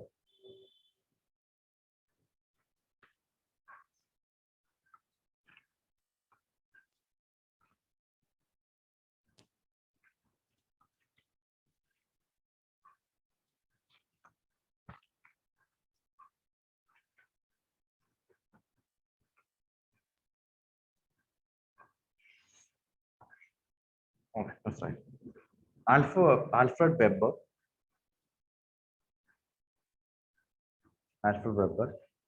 developed a theory of industrial location in his book Theory of Location of Industries.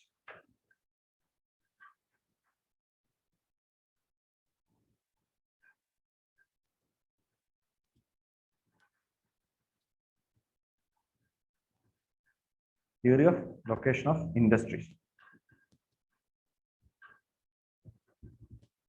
His theory is found on a deterministic approach, which his theory is found on a deterministic approach based on deductive methodologies. Deterministic ആണ് ഞാൻ അതിലേക്ക് പറയാൻ കാരണം ഇതിനകത്ത് കുറച്ച് factors ഉണ്ട്. ഞാൻ പറഞ്ഞു നമ്മൾ ഇത് കഴിഞ്ഞിട്ട് കുറെ ഫാക്ടേഴ്സ് നമുക്ക് എക്സ്ട്രാ ആയിട്ടുണ്ട് അല്ലേ. നമ്മൾ 2-3 ഫാക്ടേഴ്സ് ആണ് കണ്ടത്. ഇതെല്ലാം പ്രീ ഡിറ്റർമൈൻഡ് ആയിട്ടുള്ള ഫാക്ടേഴ്സ് ആണ്. റോ മെറ്റീരിയൽ എവിടെയാണ് അവൈലബിൾ, ട്രാൻസ്പോർട്ടേഷൻ എന്താണ്, ഇതെല്ലാം ഡിറ്റർമിനിസ്റ്റിക് ആണ്. ഇനി ട്രാൻസ്പോർട്ടേഷനും പുള്ളിക്ക് കുറച്ച് എന്താണ് നമ്മൾ നോക്കുകയാണെങ്കിൽ ട്രാൻസ്പോർട്ടേഷൻ പണ്ടുണ്ടായിരുന്ന സിഗ്നിഫിക്കൻസ് ഇപ്പൊ ഇല്ല. Transportation very cheap. അപ്പൊ അങ്ങനെ ചില കാര്യങ്ങൾ പുള്ളിക്ക് ഐഡന്റിഫൈ ചെയ്യാൻ പറ്റും. ക്രിറ്റിസിസത്തിലേക്ക് വരുമ്പോൾ പറയാം. അതുകൊണ്ടാണ് ഇവിടെ പറയാൻ ഡിറ്റർമിനിസ്റ്റിക് അപ്രോച്ച്. പിന്നെ അതുപോലെ നമ്മൾ കണ്ട ബിഹേവിയറൽ ആസ്പെക്ട്, ഗവൺമെന്റ് പോളിസി, ഇതൊക്കെയാണ് എന്താണ് പോസിബിളിസം. അപ്പൊ നമുക്കൊരു സാധനത്തിന് വില കൂടുതലാണെങ്കിലും റോ മെറ്റീരിയൽ കോസ്റ്റ് ഇച്ചിരി കൂടുതലാണെങ്കിൽ ഗവൺമെന്റ് ഒരു സബ്സിഡി കൊടുത്തു കഴിഞ്ഞാൽ നമുക്കിത് വേറെ ചില ലൊക്കേഷനിൽ കൊണ്ട് പ്രൊഡ്യൂസ് ചെയ്യാൻ പറ്റും അല്ലെ. അങ്ങനെ അതിനകത്ത് വ്യത്യാസങ്ങൾ വരുത്താൻ പറ്റും. സോ അങ്ങനെയുള്ള കാര്യങ്ങളെ പുള്ളി പരിഗണിച്ചിട്ടില്ല, ഇഗ്നോർ ചെയ്തിരിക്കുകയാണ്. So it's a deterministic approach. Right. Deductive എന്ന് പറയാൻ കാരണം because he was looking at the what based on these assumptions അല്ലെ, അല്ലാതെ ഇൻഡക്റ്റീവ് ആയിട്ടല്ല. കുറച്ച് ഫീൽഡ് സ്റ്റഡീസിനേക്കാൾ കൂടുതൽ ഈ അസംഷൻസ് മേക്ക് ചെയ്ത് അതിന്റെ ബേസിലാണ് തിയറി ഉണ്ടാക്കിയത്. So just saying that deductive methodology. The theory is based upon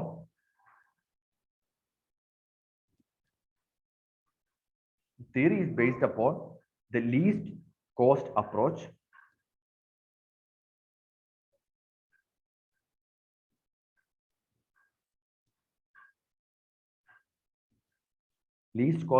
which tries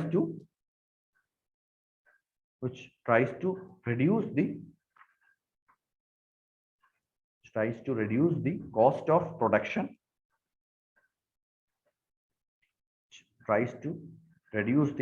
production,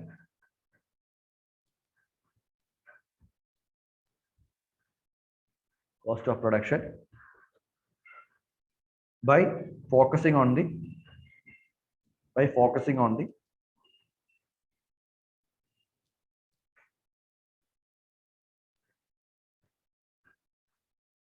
the supply side of economic activity.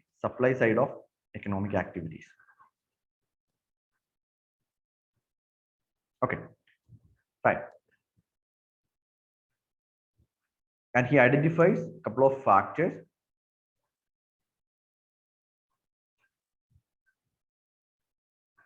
factors that control the location of industries are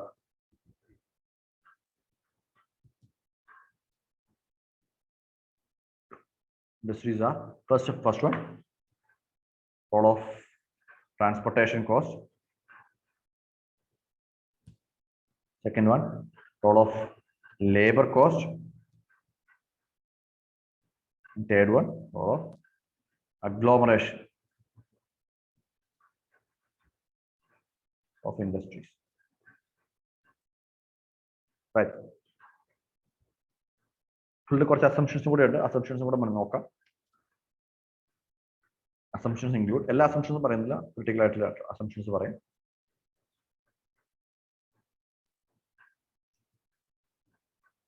Transportation cost is a function of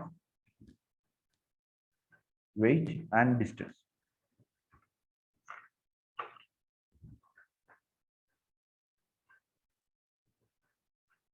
Weight and distance, which increases with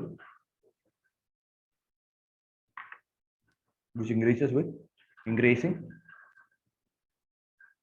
distance and weight of the cargo.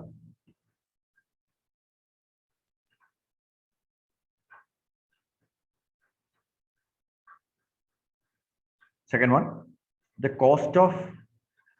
other cost of production like land, buildings, interest rates of capital, do not vary regionally. എല്ലായിടത്തും ഒരുപോലെയാണ്. Say ഇപ്പൊ land price നമ്മൾ law material location കൊണ്ട് വെച്ചിട്ട് land price വളരെ കൂടുതലാണെങ്കിൽ എന്താണ് ആ അഡ്വാൻറ്റേജ് പോയി. പക്ഷെ പുള്ളി അങ്ങനത്തെ കാര്യങ്ങളൊക്കെ ഒഴിവാക്കുകയാണ്. നമ്മൾ പണ്ടായിരുന്നു പോസിറ്റിവിസ്റ്റിക് തിയറീസ് പൊതുവെ സിംപ്ലിഫൈങ് അസംഷൻസ് വെച്ചിട്ടാണ്. ഓക്കെ, അത് ഓർക്കാൻ വിചാരിക്കുന്നു. Cost of land, building equipments, interest rate of capital, etc. does not vary regionally.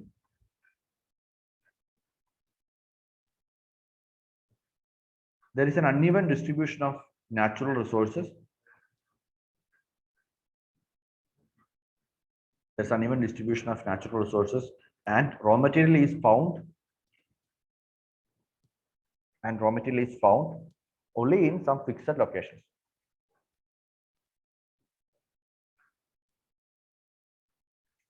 Maybe this is true, but sometimes it's not true, but we can assume it.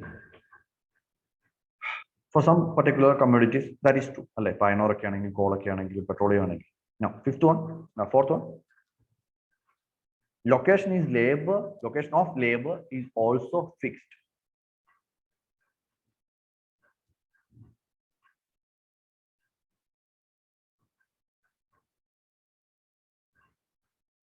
And wage levels are predetermined. Location of labor is fixed. Labor cannot move much. Labor mobility is less. അതുകൊണ്ടാണ് ലേബറിന്റെ അടുത്തേക്ക് industries പോകുന്നു പുള്ളി പറയും. So location of labor is also fixed and wages are predetermined. So here the next point is location and size of market is fixed and hence demand is constant.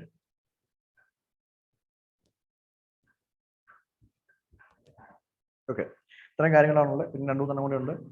Entrepreneurs are like economic rational man, ആ ബേസിസിലാണ്.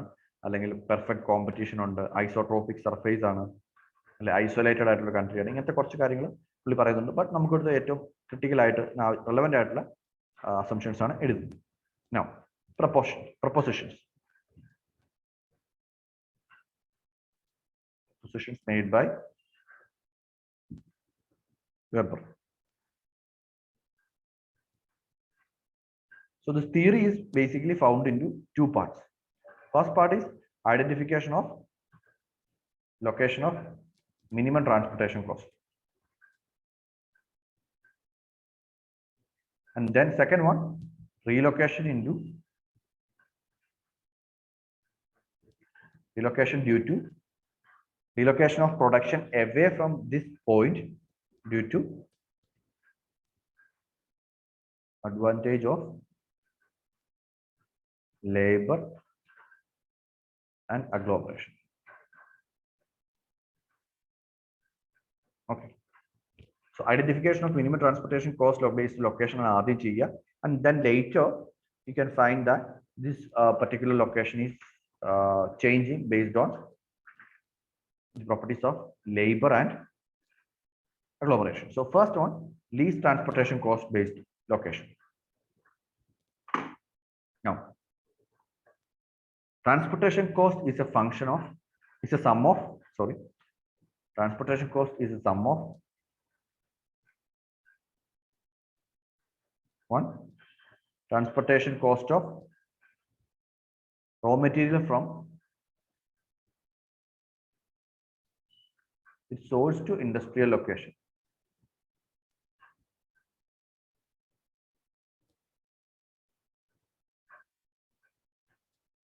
Second one, transportation cost of finished goods.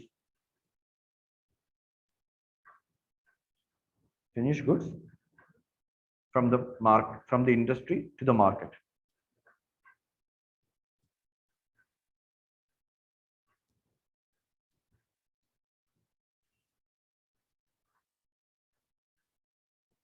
Right. Now, the next point he's making is that transportation cost is a function of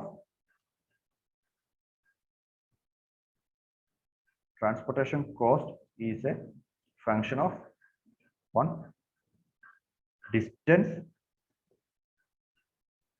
and weight of commodity.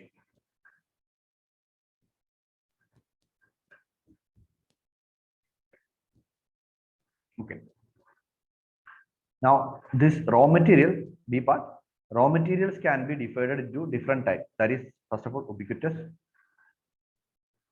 Okay, let's write. Transportation cost of raw material depends upon transportation cost of raw material depends upon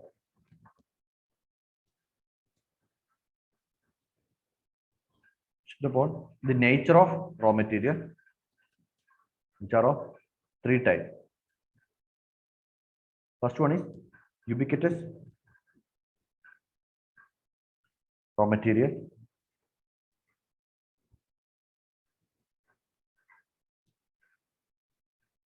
It's found everywhere, due to which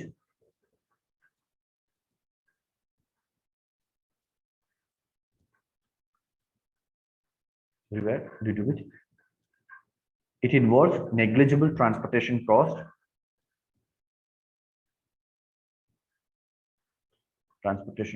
and thus does not impact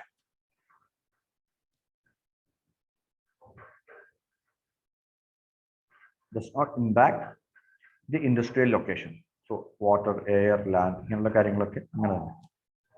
second one is gross raw material. Also known as gross means weight losing raw material.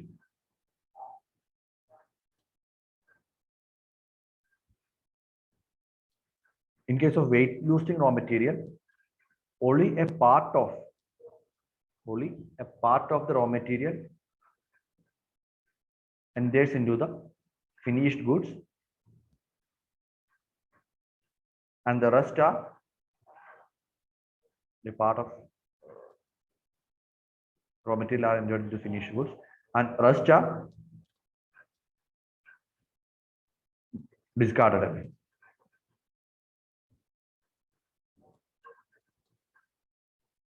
Then pure raw material.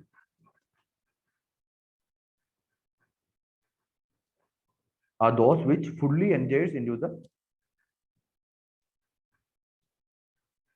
for example, coal, iron ore, pure raw material which fully enters into the finished product, without undergoing a weight loss.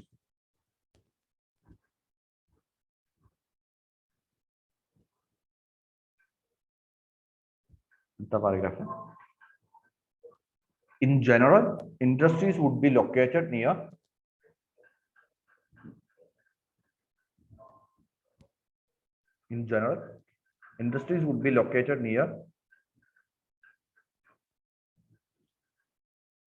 source of raw material,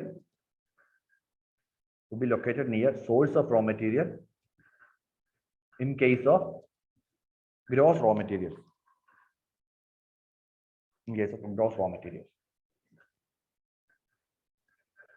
In case of pure raw material, it can be located anywhere between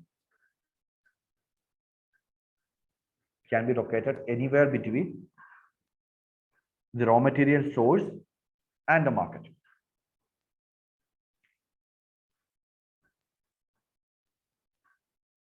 It tends to be located, can be located between raw material source and market, but due to the pull of market, it tends to be located near the market.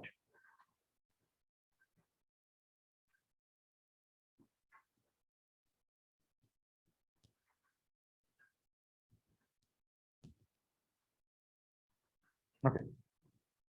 And we have to just draw that figure. So first one,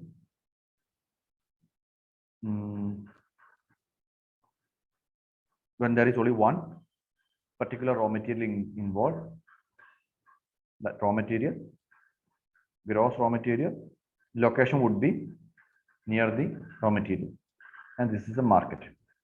Okay. In case of pure raw material, industry would be located near the market. Now, in second case, where there is two products involved. Right.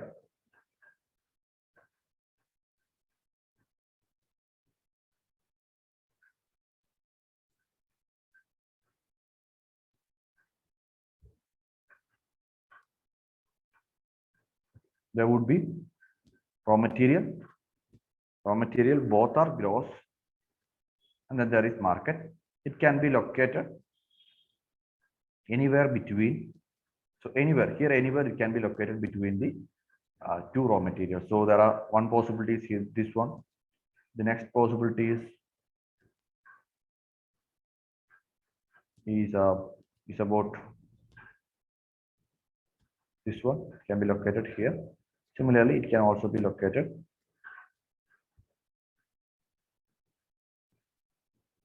on the other side.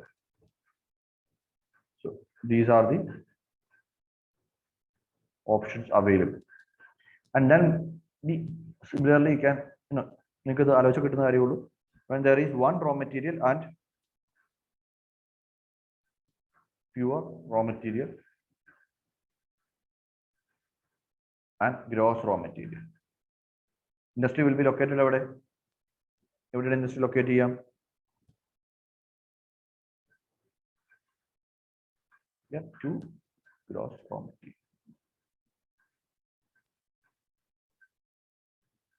This is the most probable one here.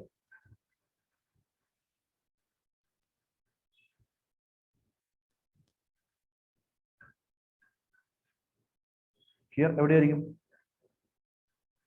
industry would be located near the gross raw material, always. And if the third case,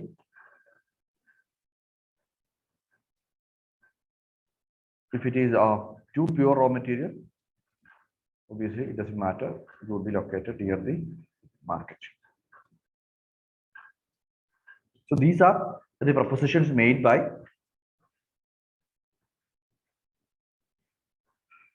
Weber. So these are the idea of weight triangles. Okay, figures on the then we'll write a few things.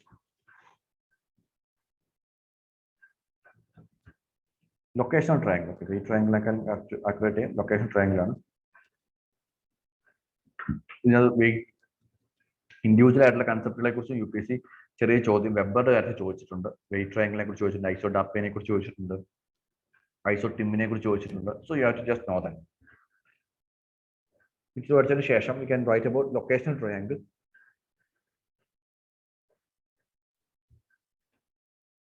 In developing the least cost approach of industrial location, Weber first attempted to integrate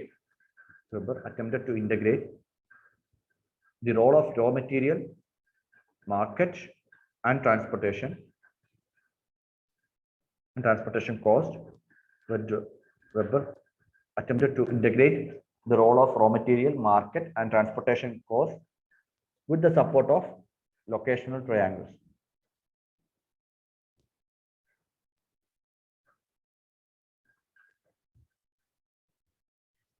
He presumed the base of triangle to be representing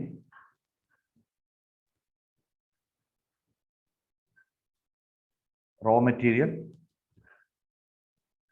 and apex the market. Apex to be representing the market.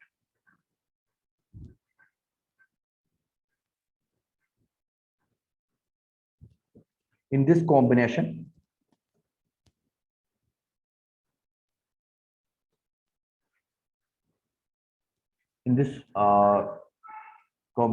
he outlined the distinction between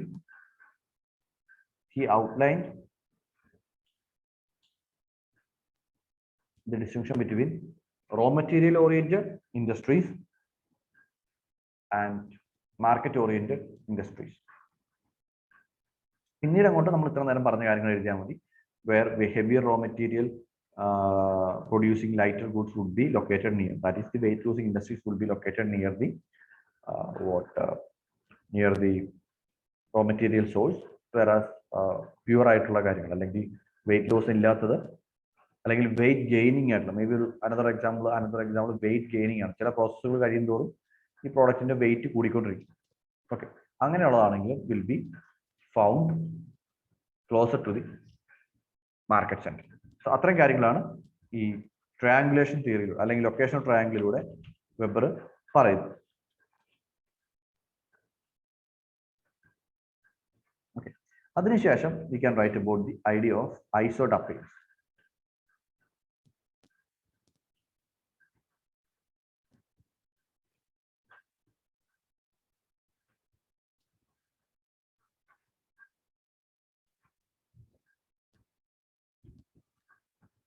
Okay, let's write.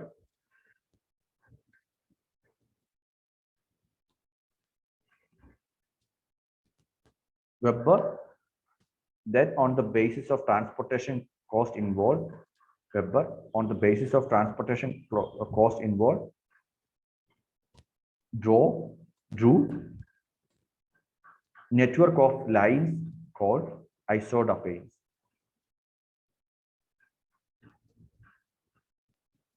Isodapanes, which are lines, imaginary lines that connect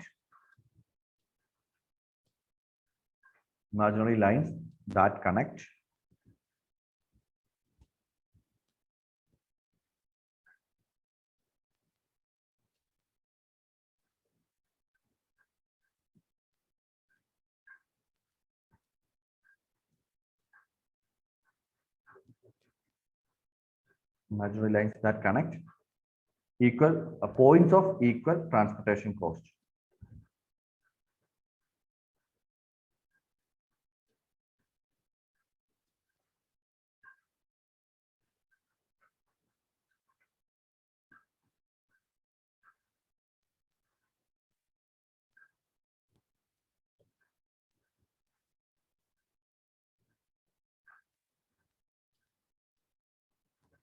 ഈ picture ഒന്ന് വരയ്ക്കുക.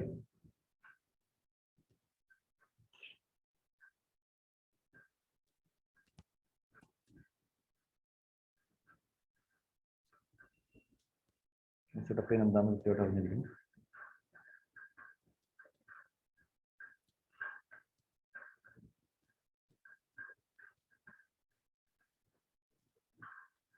ഇപ്പോൾ transportation cost of നമ്മുടെ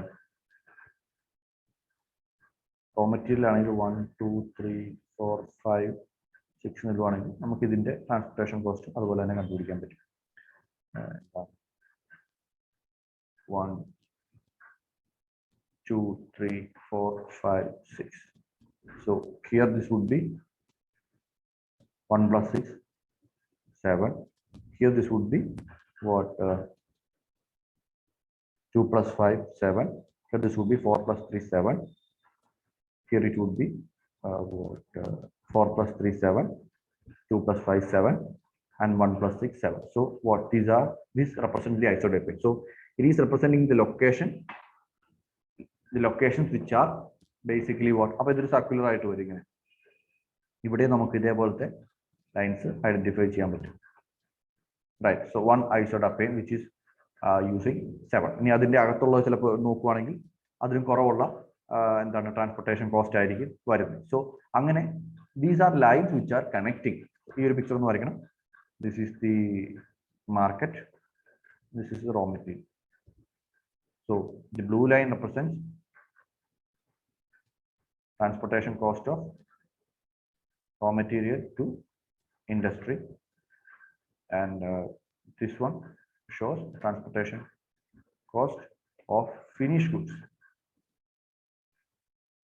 to market from industry. The red one is isodapane and the blue ones are isoteams. So isoteams പൊതുവെ നമ്മളധികം പഠിക്കാറുള്ളതല്ലായിരുന്നു, but UPSC asked that question once in 2019. So you can remember that one too. Previous year ചോദിച്ച കാര്യങ്ങൾ ഓർത്തിരിക്കുന്നത് നല്ലതാണ്. So The isodapines are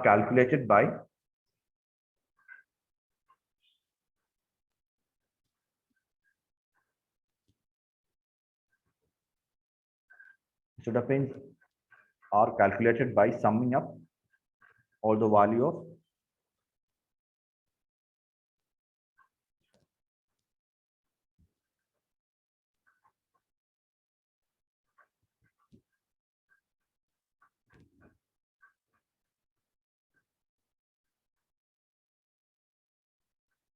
isotopes which are lines that join. So നമുക്ക് ഈ ഇതിന്റെ കാര്യം പറയാൻ ഇപ്പുറത്തോട്ട് ഇതുപോലെ തന്നെ വരയ്ക്കാം. സോ അതുകൊണ്ട് തന്നെ സർക്കുലർ ആയിട്ട് വരും ഇങ്ങനെ. ഓക്കെ, അതിന് ഓരോന്നും സർക്കുലർ ആയിട്ട് വരും. So we can draw that picture there, right? So lines that join points of equal transportation cost of a commodity. So transportation of finished goods, raw material കാണിച്ചിട്ടുള്ള ഇതാണ് isotopes. അതിന്റെ ടോട്ടൽ വരുന്നതാണ് isotopy. ആ difference മനസ്സിലാക്കിയിരിക്കുക. Thus on a geographical space several isotopes can be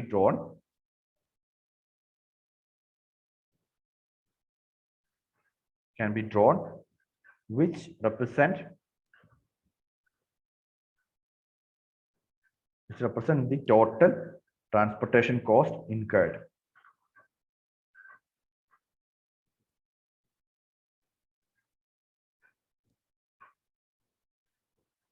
Which represents the total transportation cost incurred. And it is found that as one moves from the least transportation cost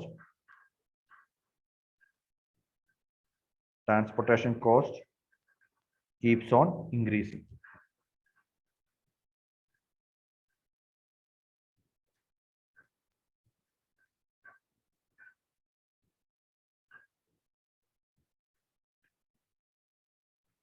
Okay, so നമുക്ക് isotopന്റെ picture കൂടെ വരയ്ക്കാം.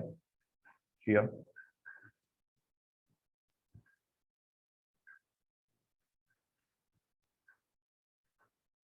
you can draw number of isotopes. Okay, so this is the least cost point where you have the least number of isotopane ulla, and this is the further isotopes. Okay, and നമ്മൾ ലേബറിന്റെ കാര്യം എഴുതുമ്പോഴത്തേനും we'll come to the idea of critical isotopes. So കുറെ isotopes വരയ്ക്കാം. എവിടെയായിരിക്കും ഒരു industry locate ചെയ്യുക? It will try to locate at the lowest point of transportation cost.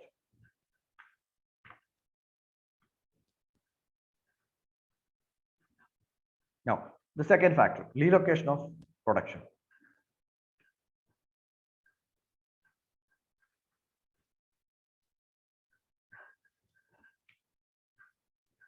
Second factor we are looking at the relocation of production centers.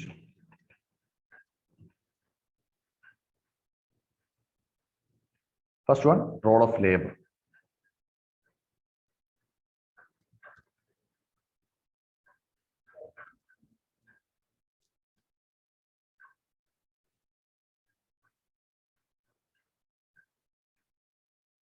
Modifications can be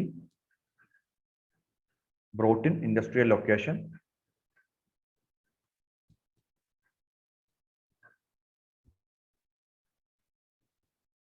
modification in the location, industrial location, based on modification of the location of the industry based on point of least transportation cost can be brought out on the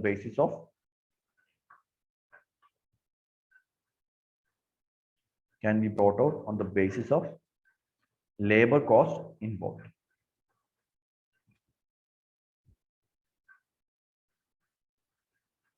Labor cost involved. As the wages and location of labor is fixed,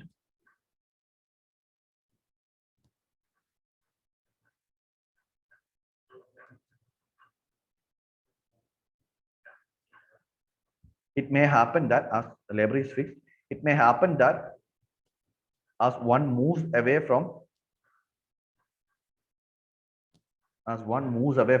point of least cost incurred,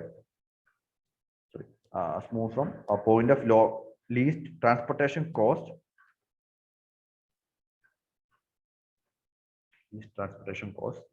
comma, there would be a saving, there would be savings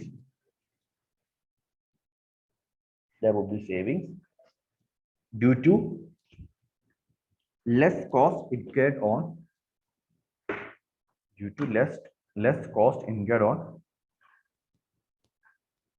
on labor. Less cost incurred on labor.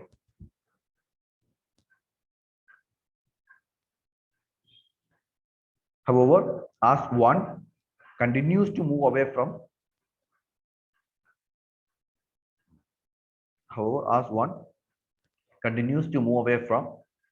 the point of least transportation cost,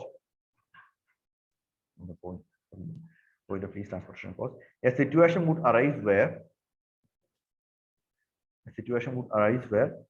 extra cost incurred on transportation would be okay. So an extra cost would definitely be incurred on transportation cost would be equal to the savings on labor cost.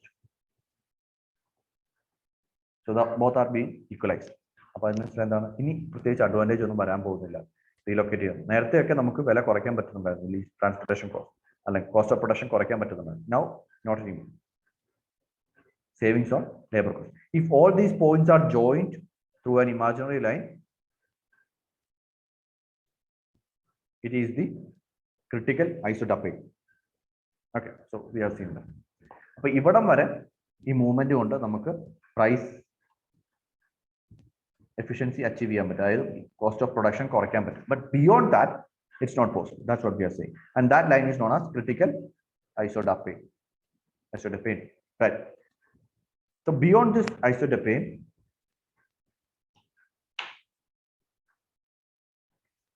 extra cost incurred on transportation would be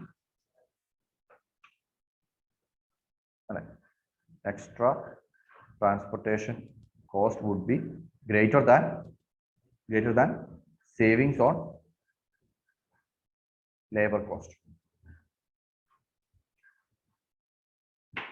Thus industries would always be located within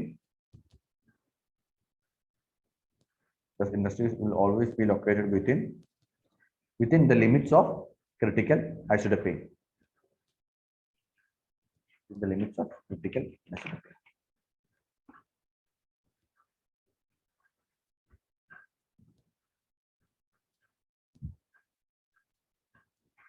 Okay, നമുക്ക് ഒരു കാര്യം കൂടി ആണുള്ളത്, that is agglomeration benefits.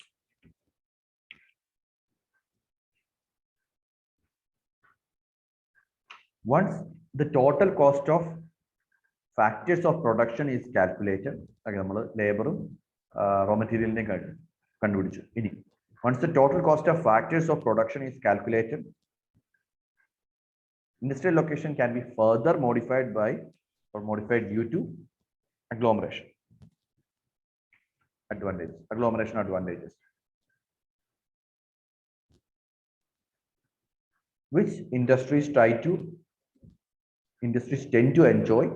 Agglomeration advantages which industries tend to enjoy when they are concentrated in one region.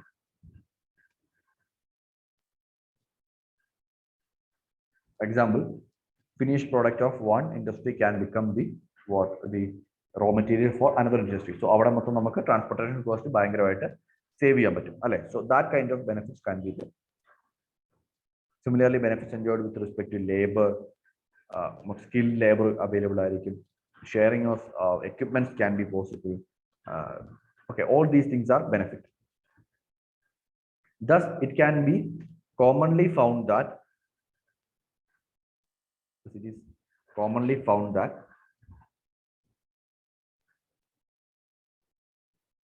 industries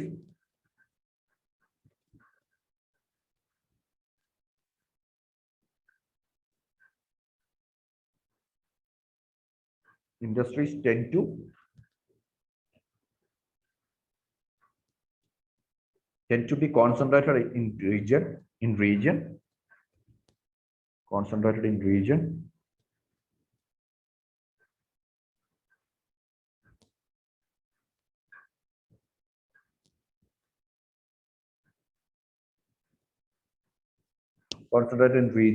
giving rise to industrial clusters and industrial regions.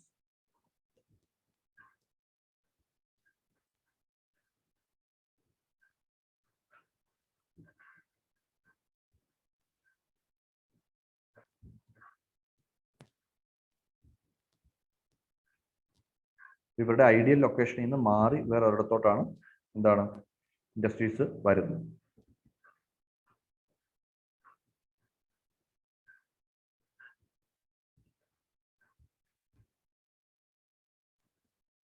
അതാണ് നമ്മുടെ agglomeration benefits. അപ്പൊ ഇത്രയും changes ആണ് വെബർ എൻവിസാജ് ചെയ്യുന്ന ഇത്രയും കാര്യങ്ങളായിരിക്കും ഒരു ഇൻഡസ്ട്രിയുടെ ലൊക്കേഷന് ഏറ്റവും കാതലായിട്ട് ഇൻഫ്ലുവൻസ് ചെയ്യും. ഓക്കെ, അതാണ് വെബറിന്റെ തിയറി. ഇനി വെബറിന്റെ തിയറി ബാക്കി വരുമ്പോൾ വെബറിന്റെ തിയറിയുടെ ആപ്ലിക്കേഷൻസും അതിന്റെ ക്രിട്ടിക്കൽ അനാലിസിസും ആണ് നമുക്ക് നോക്കാനുള്ളത്. Dominantly if you are looking at വെബറിന്റെ തിയറി ഒരു ആപ്ലിക്കേഷൻ നന്നായിട്ടുള്ള ഒരു തിയറിയാണ്. നമ്മുടെ അയൺ ഇൻഡസ്ട്രീസ് പ്രത്യേകിച്ച് ഹെവി ഇൻഡസ്ട്രീസും വെയിറ്റ് ലൂസിങ് ഇൻഡസ്ട്രീസ് ഇന്നും ആ ഒരു പ്രിൻസിപ്പിൾ ഫോളോ ചെയ്യുന്നുണ്ട്. അതേസമയം ഈ വെബർ എൻവിസാജ് ചെയ്ത ട്രാൻസ്പോർട്ടേഷൻ കോസ്റ്റ് ഇന്ന് ഒത്തിരി രീതിയിൽ മാറിയിരിക്കുന്നു. ഈ വെയിറ്റ് ലൂസിങ് ഇൻ ഇൻഡസ്ട്രീസിന്റെ കാര്യങ്ങൾ മാറിയിരിക്കുന്നു. കൂടുതൽ പ്യൂർ ആയിട്ടുള്ള ഇൻഡസ്ട്രീസ് വരുന്നു. ഈ ഐസോഡാപ്പൈന്റെ എന്താണ് ക്രിട്ടിക്കൽ ഐസോഡാപ്പൈന്റെ വളർച്ച അത് എൻലാർജ്ഡ് ആയിരിക്കുന്നു. അതുപോലെ ലേബറിന് കുറെ മാറ്റങ്ങൾ വന്നിരിക്കുന്നു. ഇങ്ങനെ പല കാര്യങ്ങൾ കൊണ്ട് എന്താണ് വെബറിന്റെ തിയറി അല്ലെങ്കിൽ പല ഫാക്ടേഴ്സ് ഓഫ് പ്രൊഡക്ഷൻ കൺസിഡർ ചെയ്യാതിരിക്കുന്നു. അതുകൊണ്ട് തന്നെ വെബറിന്റെ തിയറിക്കെതിരെ പല ക്രിറ്റിസിസംസും ഉണ്ട്. സോ ഈ ഒരു കാര്യം കൂടിയാണ് നമുക്ക് ഇതിനകത്ത് കാണാനുള്ളത്.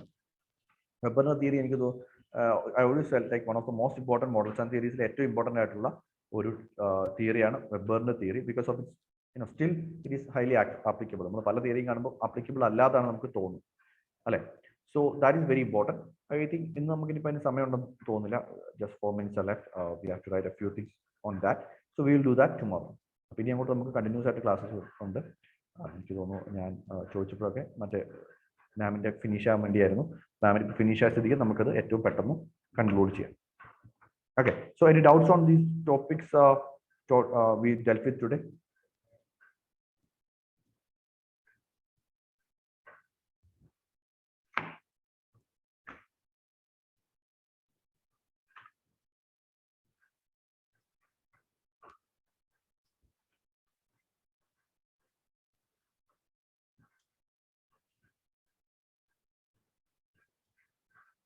Okay, doubts ഇല്ലെങ്കിൽ we'll wind up. അപ്പോൾ പഠിപ്പിച്ച കാര്യങ്ങൾ ഒന്നുകൂടി ഒന്ന് വായിച്ചു നോക്കുക. സമയം പോലെ വായിച്ചു നോക്കുമ്പോൾ നിങ്ങൾക്ക് ചിലപ്പോൾ എന്തെങ്കിലും ഡൗട്ട് വരും. അങ്ങനെയാണെങ്കിൽ നമുക്ക് അടുത്ത ക്ലാസ്സിൽ ആ കാര്യങ്ങൾ അഡ്രസ് ചെയ്യും.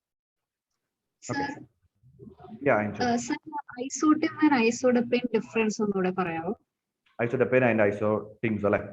ഐസോടിംസ് എന്താണ്?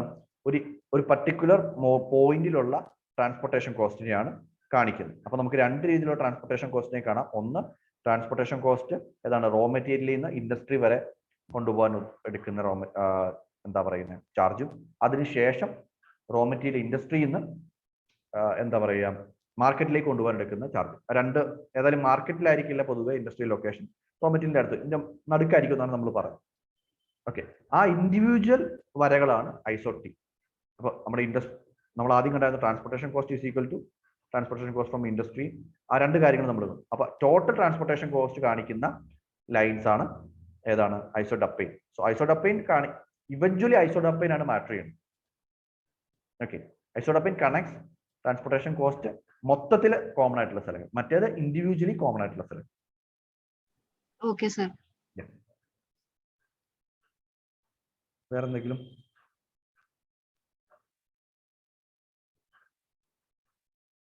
All right, അത് നമുക്ക് കൺക്ലൂഡ് ചെയ്യാം. We'll meet tomorrow. Thank you, sir. Okay. All right. Good night, everybody. Thank you, sir. Good night. Good night.